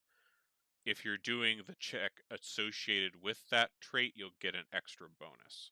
But if you're doing like a different check entirely, you don't get that additional trait bonus. And for the traits, you currently actually have access to like 2, because you have 1 from your level, which like we said, like as some of you want to do like agile, some of you want to do fire. You also have an additional 1, it sounds like, because the circus, just on existence of being a circus, grants you all access to another trick trait. So currently you only still have those 4 to pick from. You only have agile, animal, fire, and water. But when you do your 3 actions and you do your tricks, you can pick of those other types to like do your. So like for honkers, for example, like we thought that it had to be agile for all 3. So honker, you actually could have, had done, rolled a check on your first one, said it was an agile trait trick, gotten the bonus from the agile, and then since you have access to another trick trait, maybe for the second one, you could have, say you involved some, animal or something. You roll your check, and you'd get that bonus trait from animal for that one if you're rolling like it. If you decided to do a nature check with that one. Sure.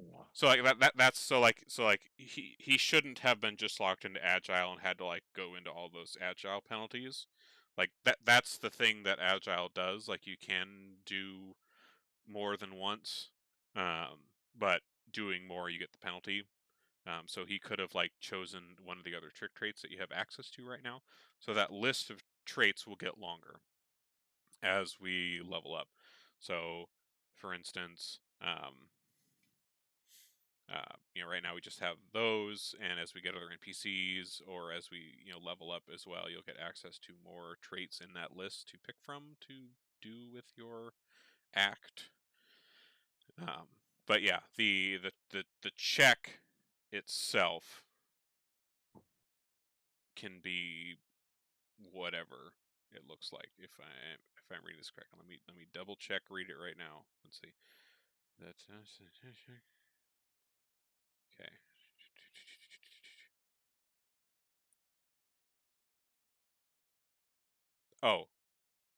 Oh, I see. Okay. So you can choose whatever you want to be your trick check, but that is your trick check, and you cannot change that unless you're going up a level or you spend some time redesigning your trick to something else. If that makes sense. So, quick question there, Mm-hmm. and we'll figure this out eventually. I know this is kind of Yep. but okay. So that last one confused me a little bit because it said you set your trick check, Mm-hmm. and then you have to change it, or like you have to change it when you level. No, you can. That's just an option. Yeah. You Okay. don't Yeah. have to. You can if I'm you want. tracking there. I Yep. got that. But my question then is, so then how does that affect the The trait. well, not just the trait, but then so do I have to declare like one trick is acrobatics, one trick is performance, one trick, the other trick is an acrobatics one, or So and those yeah. are So trick check? right. So in terms of what you would be declaring, you would be declaring the trait of the trick. Okay. So right now you only have those for agile, Okay, animal, and those fire, and traits water. we can swap out as when we level. Yes, the traits you can Okay, swap okay, out, okay. and Got it. if it happens to be that what you decided as your trick check is in line with the trait you say your trick is going to be, that grants bonuses. So for example, with Braz, for example, since we're coming up on her, fire is an intimidation check, but right now, Braz doesn't have the greatest of intimidation. So if you wanted to, for now, Braz, you could say your trick check with your fire is, lore check or like some kind of attack roll or whatever. So you can have that be your check, and you can say that the trait is fire, but since you're not rolling intimidation, you don't get that +1. But later on, as you level up, if you decide to put some points into intimidation, you could change your trick check to an intimidation check on a level up and use that instead. Does that make sense? So something I'm still a little confused on, and maybe I didn't hear it right, or maybe I'm just confused. So like, There's a lot. It's fine. right. So since like you said, I don't have very high intimidation. Let's say I wanted to use like performance. Yeah. For my chickens. So do I have to use that then on every turn, or Yeah. So okay? if you say like, so right now you are level 1 and you say your trick check is performance. Right now, while you are level 1, if you are performing a trick, your check will always be a performance roll. And you can choose. When you're describing your trick, you've got like agile, animal, fire, and water to choose from right now. So you're doing some sort of agile check. You're going to roll performance. If you do multiple agile checks, you're going to get those penalties. If you do an animal check, or a fire check or a water check, since none of those are performance based, those don't grant you any bonuses. These are just traits to help describe the trick as you're kind of talking about what you're doing for right now, if that makes sense. But I'm still slightly confused, but when we actually get into my 3 different levels of the trick, I'll have 3 yeah, different that might questions. help. That might help when we're, since you're up next, or well, we'll do the Flamboni Sisters real quick, and then we'll do you. So let's say the Flamboni Sisters. So the build up. So Honker's off stage. Clowns rescued him. we're good. That act was saved. So the Flamboni Sisters and you, Braz, are heading out into the 2 side rings with your various fire implements to do your stuff. So starting with the Flamboni Sisters, let me find them real quick so I have their numbers. Okay.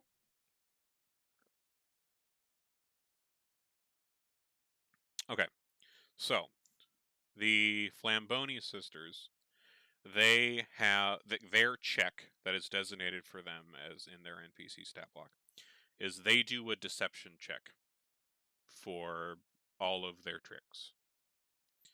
And whenever we roll a trick check, when we roll these 3 trick checks for them, it's always going to be a deception. And since they're NPCs, they don't change. They're always going to be a deception check for that. The traits they have access to with Agile, Animal, Fire, and Water, I can describe the tricks that they're doing with those traits, and if applicable, we'll apply bonuses. In this case, none of these apply bonuses on deception checks, so it's just going to be their base check. Does that make sense? So Flamboni Sisters go out. 2 of them are in this, ring. They are, beginning their juggling act. They're currently just kind of tossing them between each other here. And they have decided to incorporate a water trait into their act here. So they begin while they're juggling these little fire sticks with one hand. One of the sisters pulls out this kind of small, it almost looks like a small bucket full of water, and they begin juggling this on the other hand next to the fire between each other and managing to keep it upright the whole time so it's not spinning in the air, and also keeping it away from the fire. So they're kind of incorporating that in. A water check a water trait would give a bonus to a athletics check, but since it's not an athletics check, they don't get any bonus here, so it's just a +7 on a d20 roll. So we'll roll that up for them. 7. Okay, so they roll a 13 for their first trick check, which doesn't quite make the cut. As it's coming around the top here, the bucket of water manages to tip a little bit too far, and puts out one of the fire sticks that it was passing, and you can hear the crowd kind of go like, "Oh!" As that goes out here from that. So they begin to move on to their next part of their actions. Flamboni Sisters begin, they kind of go and grab these kind of small unicycles that are nearby and begin kind of picking up speed around the edge of the ring with each other. And we're going to say this is an agile trait to their trick that they're doing. And they begin kind of tossing they get their stick reignited and begin tossing those to each other as they ride around this circle here. And we're going to head and roll their thing up for that. Man, they are not rolling so hot. This is a new act, so if anybody wants to try to send in the clowns, you can. They rolled a 1 on that one, which with their bonuses, okay, it doesn't quite make it a fail with their best critical fail, but that fails again with that. They're tossing these across from each other, and one of the sticks kind of misses the mark, and the other sister doesn't manage to catch it in time, and it kind of flies past her and kind of lands in the kind of sand and dirt outside of the ring, kind of sputters out, and you can kind of hear the crowd being like, "Oh, whatever." And you hear actually from the crowd some jeers coming out. Some kind of hecklers in the crowd are kind of giving them some grief. Let me see here.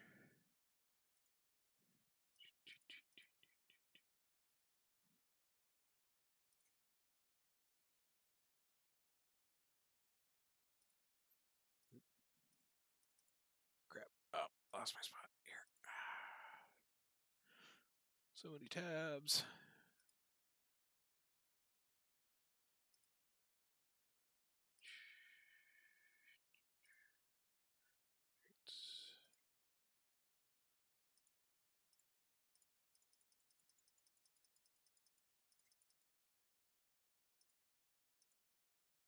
Okay.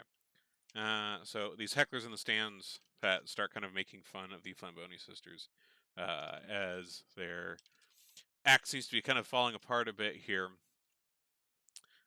Takes off, and excitement is kind of affecting some of the crowd around them here, as you know. So you start hearing some boos.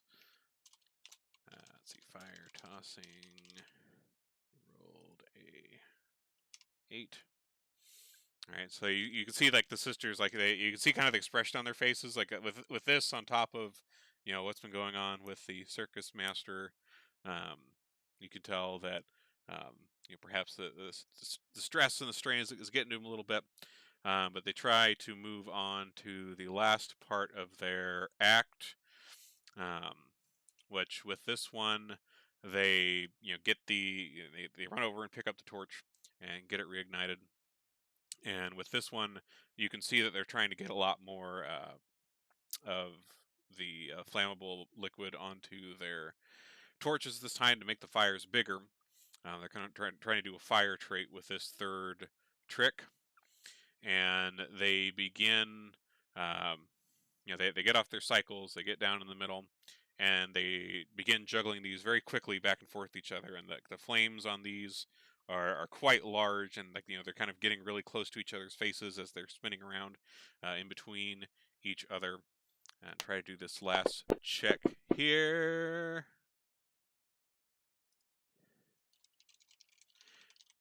And they pass!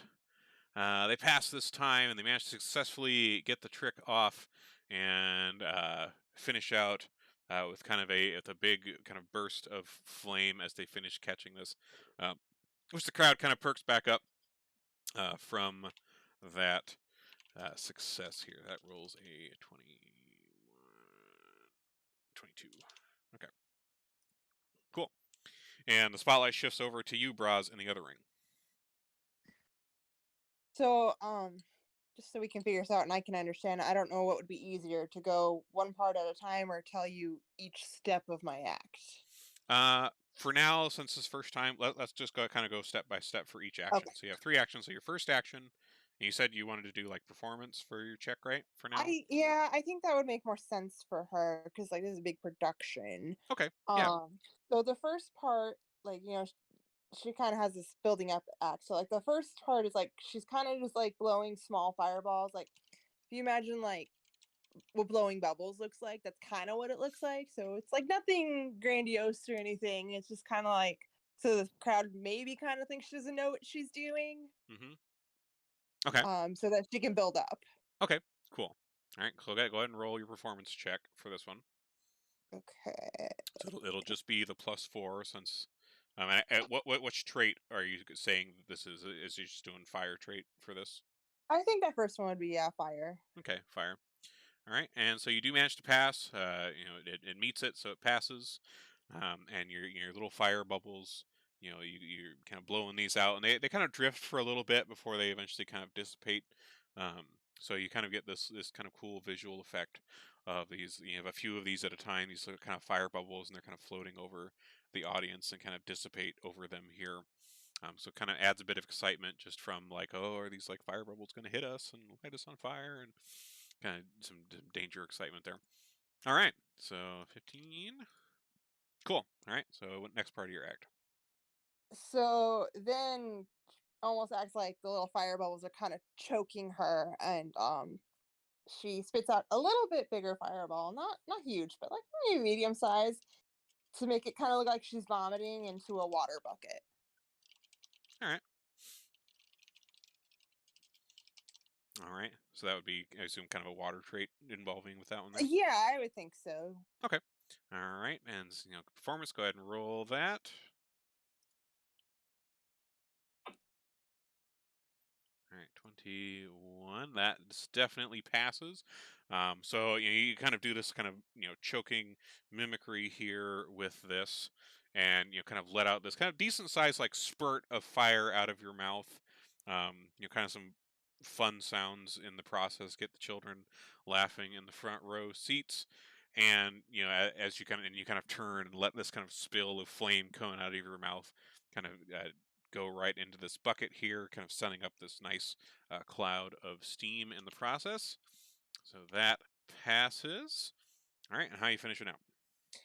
So the big finale is like when she's kind of standing back up from the bucket. She kind of leaps into like this intricate flip, and then like kind of puts her neck up and spits out just a huge fireball straight up in the air. Like it's bigger than her. All right. Go ahead and roll your performance for that.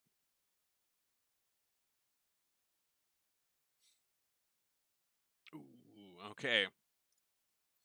So 10, that would be a fail. You guys haven't used Send in the Clowns yet on this act. I would appreciate it. Well, you can signal it as well. Yeah, I would probably signal it. Okay. I just didn't because I'm too. You're I'm not covering your taught. eyes right now, aren't you? No, I don't know. I don't understand shame as a concept. That's Well, not you're scared of fire, I thought. Well, that I'm too. what? Oh, fire! No, I'd be in a different tent. Oh, you would just okay. Yeah, I would probably gesture in some assistance. Sure.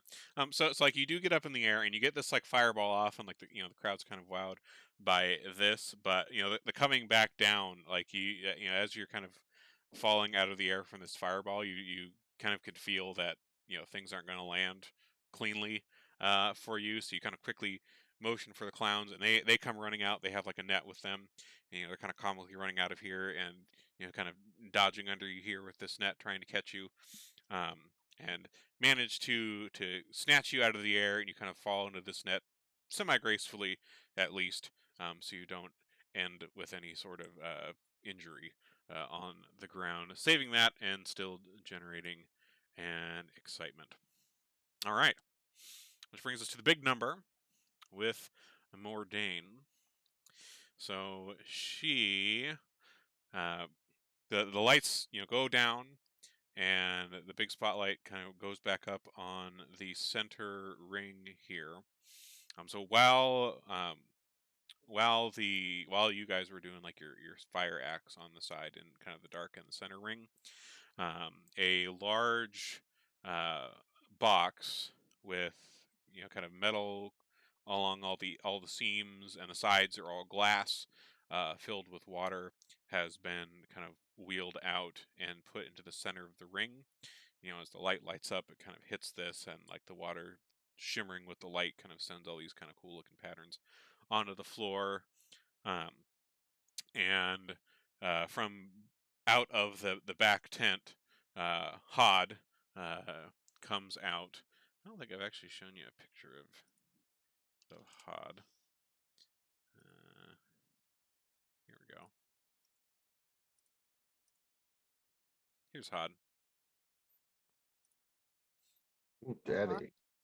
Pretty much. So Hod comes out, and he is carrying Mordain above his head with both arms. And as he comes out, he's pretty much wearing what's pictured here, and you can hear in the crowd quite a few hoots and hollers from some of the ladies of the crowd. Some of the dudes too seem to be quite pleased with this hunk coming out of here with his little bow tie. But there's also plenty of cheers for Mordain, as well, as she is in this kind of flowing, shimmering blue dress, and kind of long blonde hair kind of spills out, or spills kind of behind Hod here, and he kind of gracefully carries her out into the ring, and they begin the first part of their act, in which Hod, he kind of crouches down and you can see him kind of adjusting his arms with Mordain here until he has like his hand out in front of him, and Mordain is standing on the one hand, and he's kind of bracing her with his other hand. And he crouches down, and with this agile trait on this trick, launches her straight up into the air. And as she kind of flies through the air, the kind of spotlights catch, and she kind of outstretches her arms so that the crowd can see better. So she's like up towards the top of the tent, and they can see that she's like completely shackled in midair, and falling back down with no way to catch herself. But let's see how this goes. Nice. Okay, they get a 26 and pass. So she successfully comes up from this and then lands kind of very cleanly into this large water-filled glass tank. And as she does so, like the instant she does so, like Hod has leaped up on the side of it and like slams shut this top behind her. So you can see her kind of plunge into this water, and like her blonde hair is kind of flowing all around her in the turmoil of this landing, and locks her into the box, which begins the next part of the trick. So the lights kind of center in like just immediately on the box, and we see Mordain in there, and she's got her manacles on, and you can see her kind of feigning, struggling in here like she's drowning in the box to kind of play it up. And nice, gets a 27. And so as she is kind of moving around in here, she begins kind of making these motions with her hands, and you can kind of see, like, you guys are seeing the crowd, and their eyes are kind of following her every move, and like almost magically, it doesn't seem to make sense. Her hands have been in view the entire time. She's got her hands spread out, and then all of a sudden, she like parts her hands, and they have come apart. The manacles kind of fall to the bottom of the glass tank, and she's now kind of floating in here, still stuck in the tank, but her hands are now free. Which moves us on to the last part of the act, getting out of the tank itself.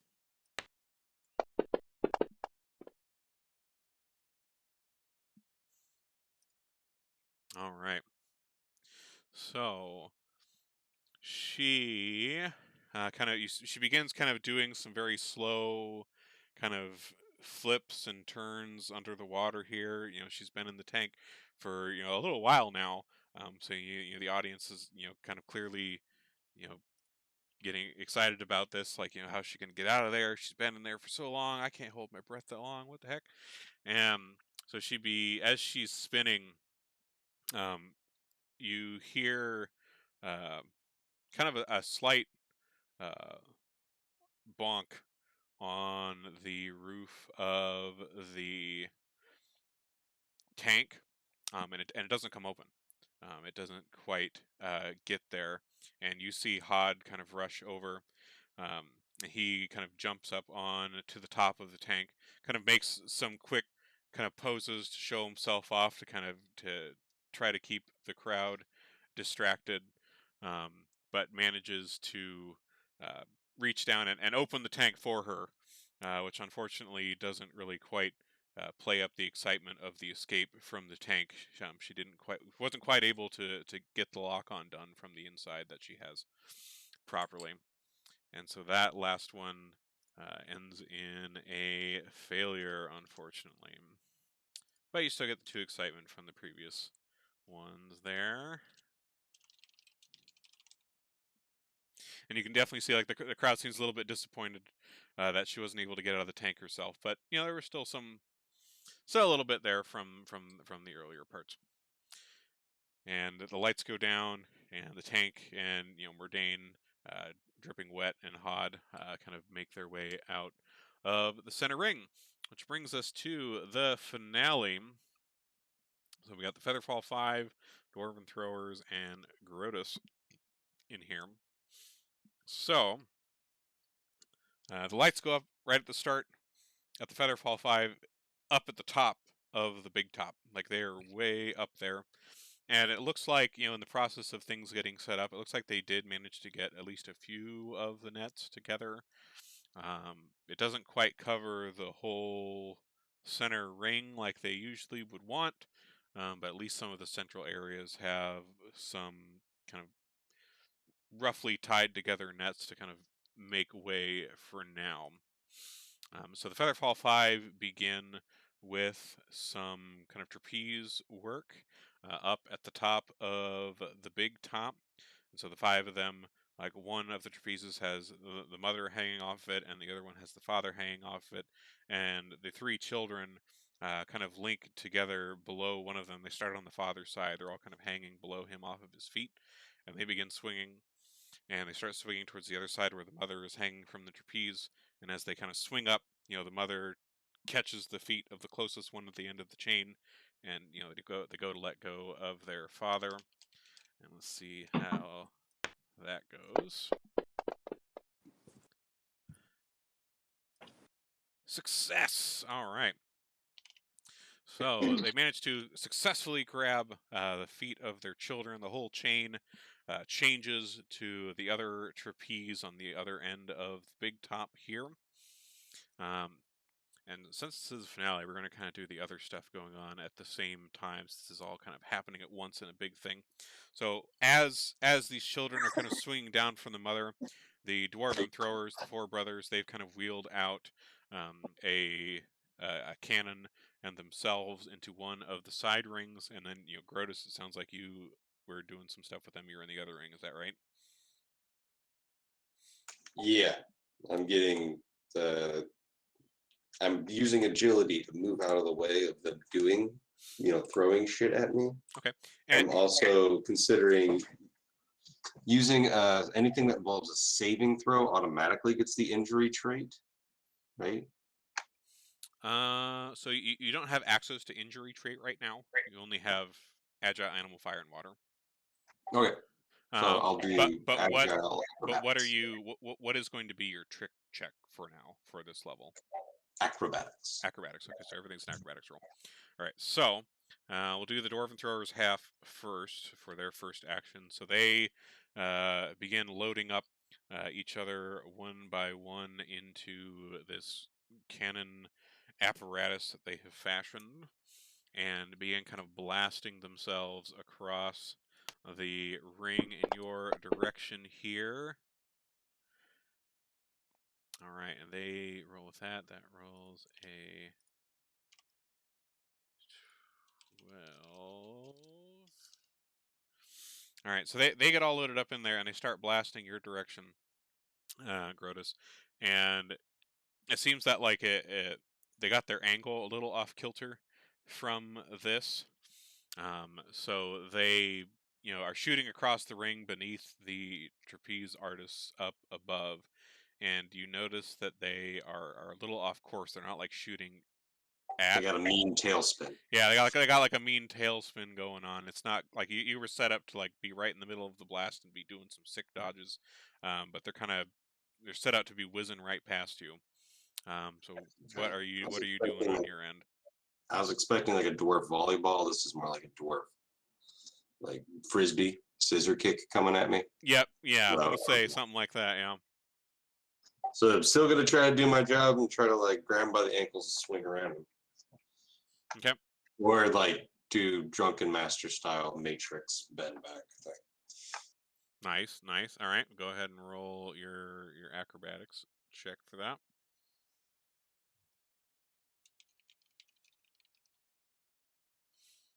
All right. Well, that passes. So even though things didn't go quite so well at the start on their end, you do manage to adjust and begin kind of catching these dwarves in their mad frisbee spin from their cannon shots across the way successfully.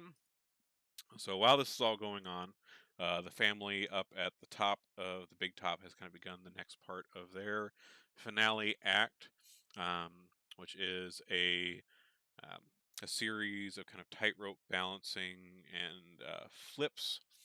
And so the three children, they have all kind of gotten out onto a tightrope, kind of going across the top of the tent, and they begin doing like a series of synchronized flips together down the down the line.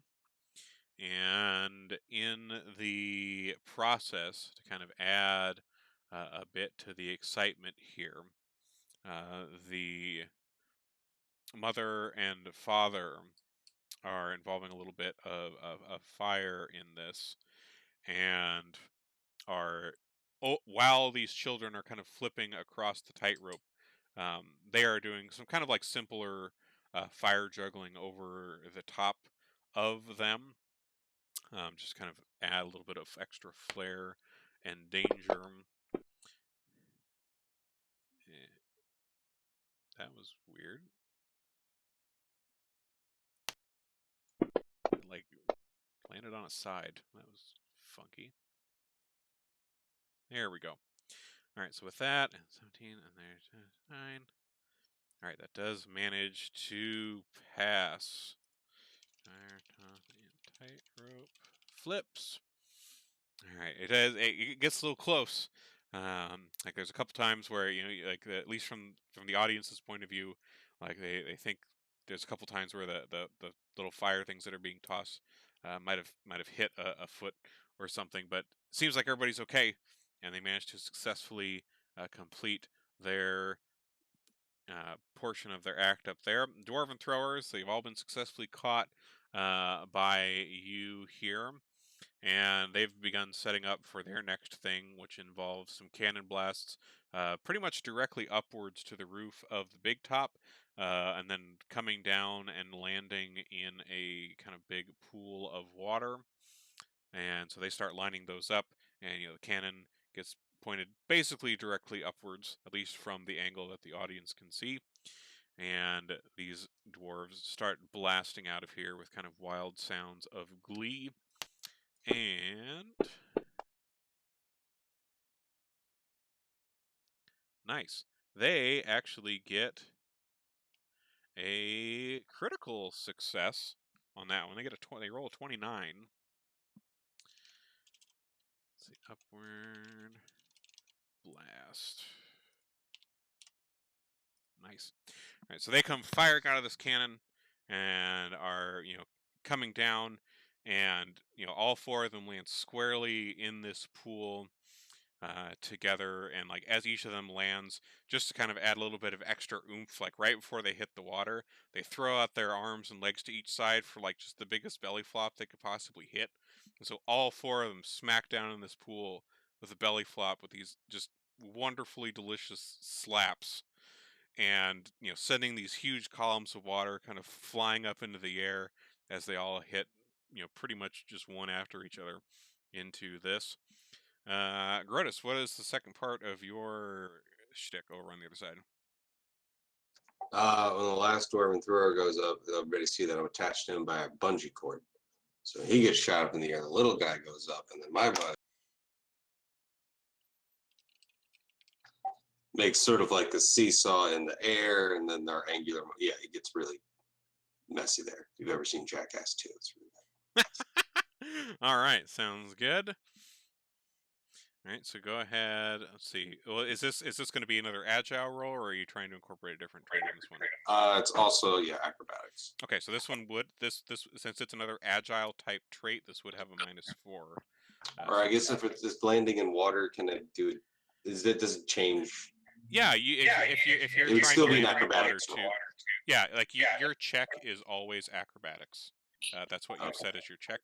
You just there's different bonuses depending on the type of roll, and if it was an agile, you'd have a penalty. But if you're doing water as the trait of this trick, since you're trying to splash into the pool as well, and a 19, that passes as well. All right.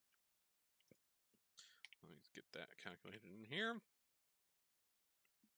And so as like this huge column of water from these quadruple dwarf belly flops are kind of flying up into the air, like you are kind of caught amidst like the spray and the dancing lights here, kind of making a kind of pose as you head into the water after them, attached by a bungee cord to the last dwarf.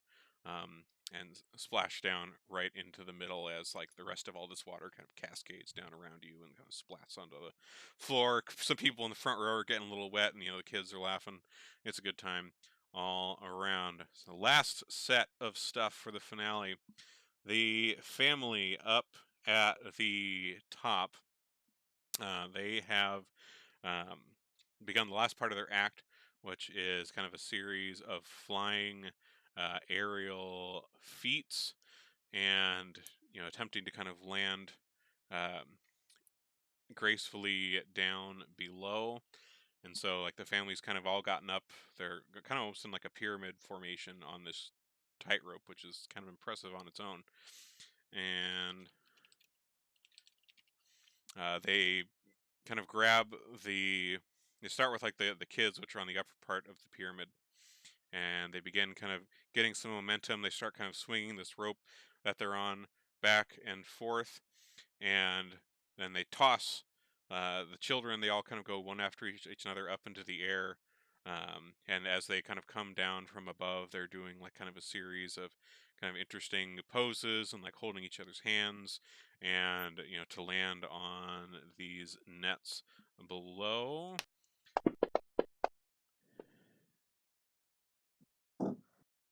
All right, and they roll a 17, which succeeds. They all land down there successfully, and the parents follow suit after the children get off. They kind of get a little bit more momentum, and they too kind of join hands and kind of swing down, kind of falling through the air gracefully. Um, like much as their name implies, the Featherfall Five. As they're all falling, it almost seems um, impossibly slow. They seem to be falling much slower than one would expect, giving them a lot more time to kind of perform these kind of intricate poses and hand gestures and things as they fall, and all land successfully into the middle there, completing their act. The Dwarven Throwers, for the last bit, they have decided to kind of finish things off with the crowd for a bit of excitement, and have decided to blast themselves uh, directly over the crowd, to be caught by like a net that's against the back northern wall of the big top. So they're trying to like fly right over everybody here. And let's give them a roll. Nice, and they roll a 28, which is also a critical success. And so the Dwarven Throwers, the cannon lines them up and starts and shoots the four of them. Like all four of them, they kind of go over the northern set of bleachers in the big top here. And like for the people that are on like the back row, the top part of the bleachers, like the dwarves as they're flying over just kind of add a bit of excitement because of how well this is going. They kind of put both of their hands down as they're flying over the top and catch a bunch of high fives off the people on like the last like top two rows of the bleachers, and everybody's hair is just kind of like whoosh, getting whooshed over as these little chunky dudes fly over the top of them, and they kind of all land laughing hysterically in these nets behind the crowd, and the crowd's going wild. With that, Grotus, what are you doing to finish things off? It's a hard one to toss from this. That is. Pretty riotous performance there. Yeah, so then I guess Grotus is to literally jump through hoops of fire that are set up at like impossible angles, like Ninja Warrior obstacle course style, which would involve him like basically having to wall run, move on his pinky toes, or else suffer burning. Nice. All right, go ahead and do that final roll here. One of those like Shaolin movie training montages where he's yeah. kind of like carry buckets of water over hot coals. Oh yeah. Nice. All right. So with that 18, that passes as well, successfully closing out the show. You go through these hoops with these impossible jumps and angles, kind of deftly weaving between them. And the crowd is going wild with with you and with the cannon blast and the family. Everything in this final act has gone pretty great, aside from just like that initial off angle on the cannon, but those critical successes following it up. The crowd is pumped, and the lights kind of go up, and everyone's coming out for the kind of bow at the end, and the crowd is whooping and hollering, and everybody is loving it. And let's see what we ended up with. So we have 1, 2, 3, 4, 5, 6, 7, 8, 9, 10, 11, 12, 13, 14, 15, 16, minus 1 to 15, 16, 17, 18. All right, so you guys generated 18 excitement for the show, and the anticipation was 15. So you guys did manage to meet and exceed that, which is awesome. A successful show. And let's see, now let's find out how the payout stuff works. So for each show you guys put on, you guys are going to earn fame and increase the wealth in your coffers.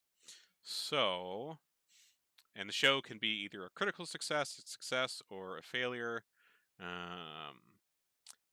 So if you generate more excitement than anticipation, the show is a success. If it's less excitement than anticipation, it's a failure. A critical success is interesting. A critical success is if you make exactly as much excitement as there is anticipation. Interesting. That's kind of different than what I would have expected for that one. That is That interesting. makes sense, though. Well, actually, That- wait. Because you So met expectations. yeah, because of that. Actually, that might have actually come into play. Hold on, because But like, the critical, if you get a critical success, that increases anticipation as well. And we had 1, 2. Okay, we had 2. Oh, almost. So anticipation was actually at 17 with the 2 critical successes from the Dwarven Throwers, and the excitement was 18. So you almost had a crit success.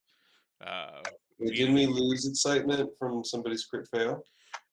That lost in excitement, that doesn't lose in anticipation. I did calculate that in there. It would have been, you would have had 19 if it weren't for the -1 on the Flamboni Sisters that got a crit fail. But yeah, So we would have been better off if we had a slightly delivered less. Strangely, okay, but still, like I get it. Yeah, like that's what makes it like tricky to get, since it it kind of involves kind of balancing that anticipation and the excitement, and having some things fumble sometimes. So for example, like if you hadn't sent in the clowns on one of those instances, that wouldn't have generated an excitement. You would have had 18 excitement and 17 excitement and 17 anticipation, for example. So there's like a little bit of strategy with that, with the send in the clowns. So like you can let an act fail, you can let it pass, to try to, if you're trying to aim for that critical success, which is tricky to do. But that's pretty good. You guys were one off from a critical success for your first show. It's better to be one off on this side than the other. Yep. So in terms of the payout, so let's see.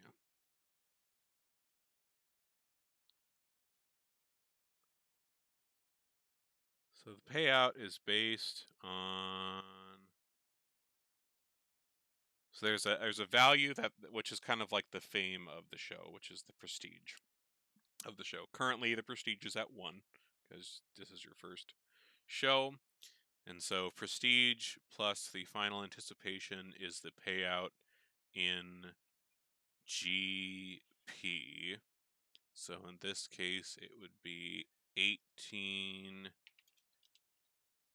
GP, which is pretty good for a bunch of cheap tickets off a bunch of country folks out here. On a critical success, the payout gets doubled. And there is, I guess there's also an instance where if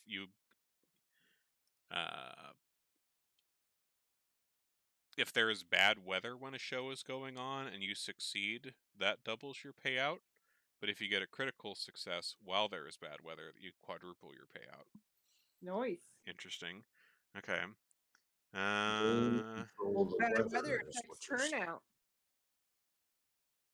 So let's see.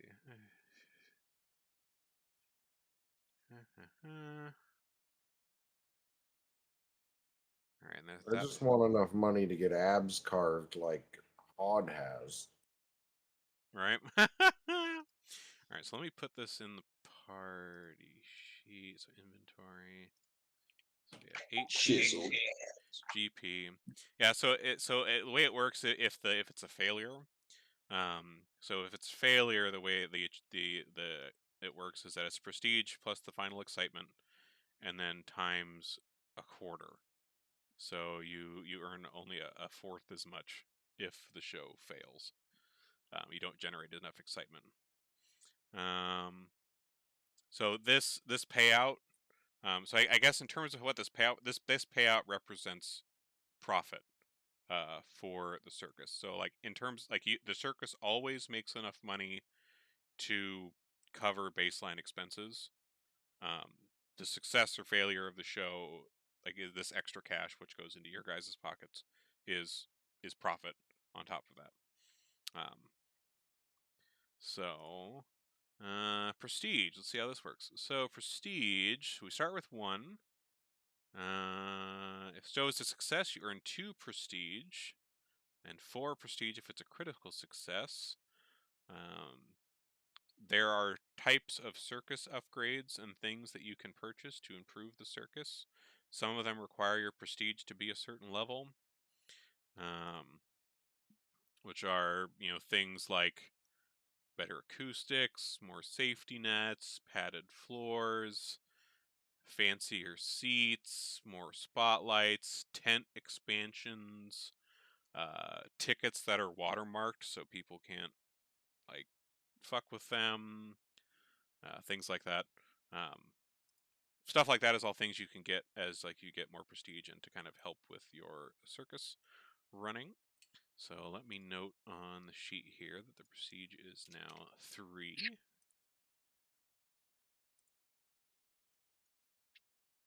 Okay. So circus upgrades, you guys can do these anytime between shows. We don't have to do this right now. We can do this anytime between now and the next time we have a show. There are permanent upgrades to the circus, which are some of the things like I mentioned, like better flooring, fancier bleachers, stuff like that. Those are permanent. Like if you buy them, circus is improved by those going forward. And then temporary upgrades are things that are on a per show basis, so they only affect that next show. So these are things like beer, concessions, stuff like that is temporary and just lasts the one show. We can deal with that later for now, but just know that that is a thing. So I have a question regarding our acts in like the next show. Yeah.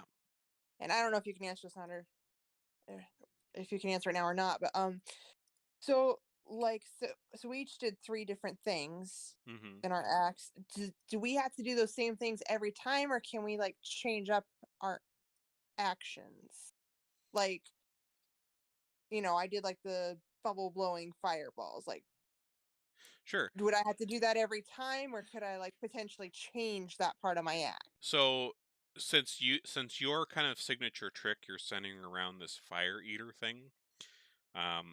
Like your trick has to involve this fire eating somehow. What you're doing with those, you can change Okay. every time. But since you've chosen like fire eating, like that's just kind of the base of what all of your little things you do in your act are based around. But you can change those. You can change what exactly you're doing in the act to describe whatever the heck you want. It just Okay. has to be fire eating related. For now, like you can change, like you can always change your specialty trick later if you want. But for now, everything like fire eating is kind of your base. Okay. Just like, Honkers is all going to be this kind of like prop comedy stuff. But, he can do other things with those, tell different jokes, do different little things with his body parts. It just has to be kind of based around this, kind of comedy performance thing that he's chosen as his signature. That sort of stuff. Okay, that makes sense. Cool. All right. So,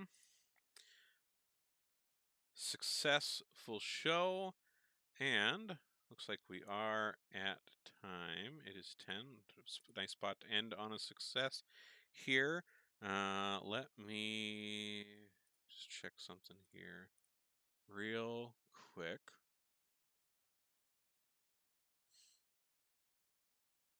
Okay. Yeah. So now that the show is over, and we'll kind of get into this next session. Show is a success. You guys got your payout. Crowd's happy. Things are going. We'll kind of get into looking into what happened to the ringleader now that the show got off successfully. So we'll kind of pick up there kind of right after the show and kind of getting back into, okay, what do we do with this body and what the hell happened and what the hell's going on. So we'll get into that next time. But got through your first circus show and we kind of figured out the system somewhat. There's a lot more to it than what we've done just now. We got the big part at least, which is the show itself. The rest is all kind of ancillary to that, and circus improvements. So sweet. Yeah, this seems like it'll be really interesting. This seems like a really fun system in terms of. I'm jazzed. Yeah. I also want to find out how to put a fucking snake in our bleachers. Give them the old chucks. Right. How much money do we have to pay to upgrade the fire to LED? LED fires. Don't mess with my craft, man. Well, I mean, That's what I'm sure sell. I'm sure there could probably be like at some point, maybe at a higher level. I mean, there's probably like spells or things for some kind of like magical fire that doesn't like actually burn but has like the appearance of fire. I'm sure like we could figure out something with that. Be like alchemical lightning thing instead or something. Well, Yeah. there's also ancestry feats I can take that solve the fire problem for me too. Yeah, or that too. But So, I'm definitely not doing that. yeah, we got options, and we'll grow and learn more stuff as we go along. So cool. Well, thanks for coming. Thanks for running. Yeah. And we will see you guys in 2 weeks. And we'll see if Baza joins us then, or if he's still sorting stuff out down there in Florida. We'll see, but we'll go on either way, and he'll get here when he gets here. Right on, guys. Good game. Yep. Good evening. Yeah. Bye.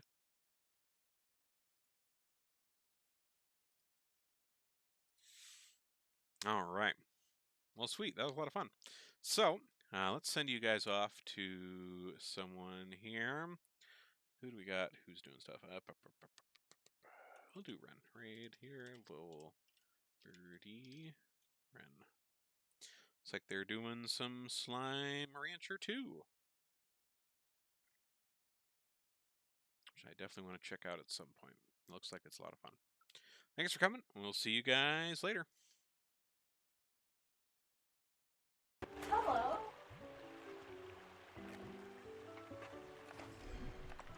Retails eat everything. Hey, Mogo. How are you? It's a muffin, a mobile muffin.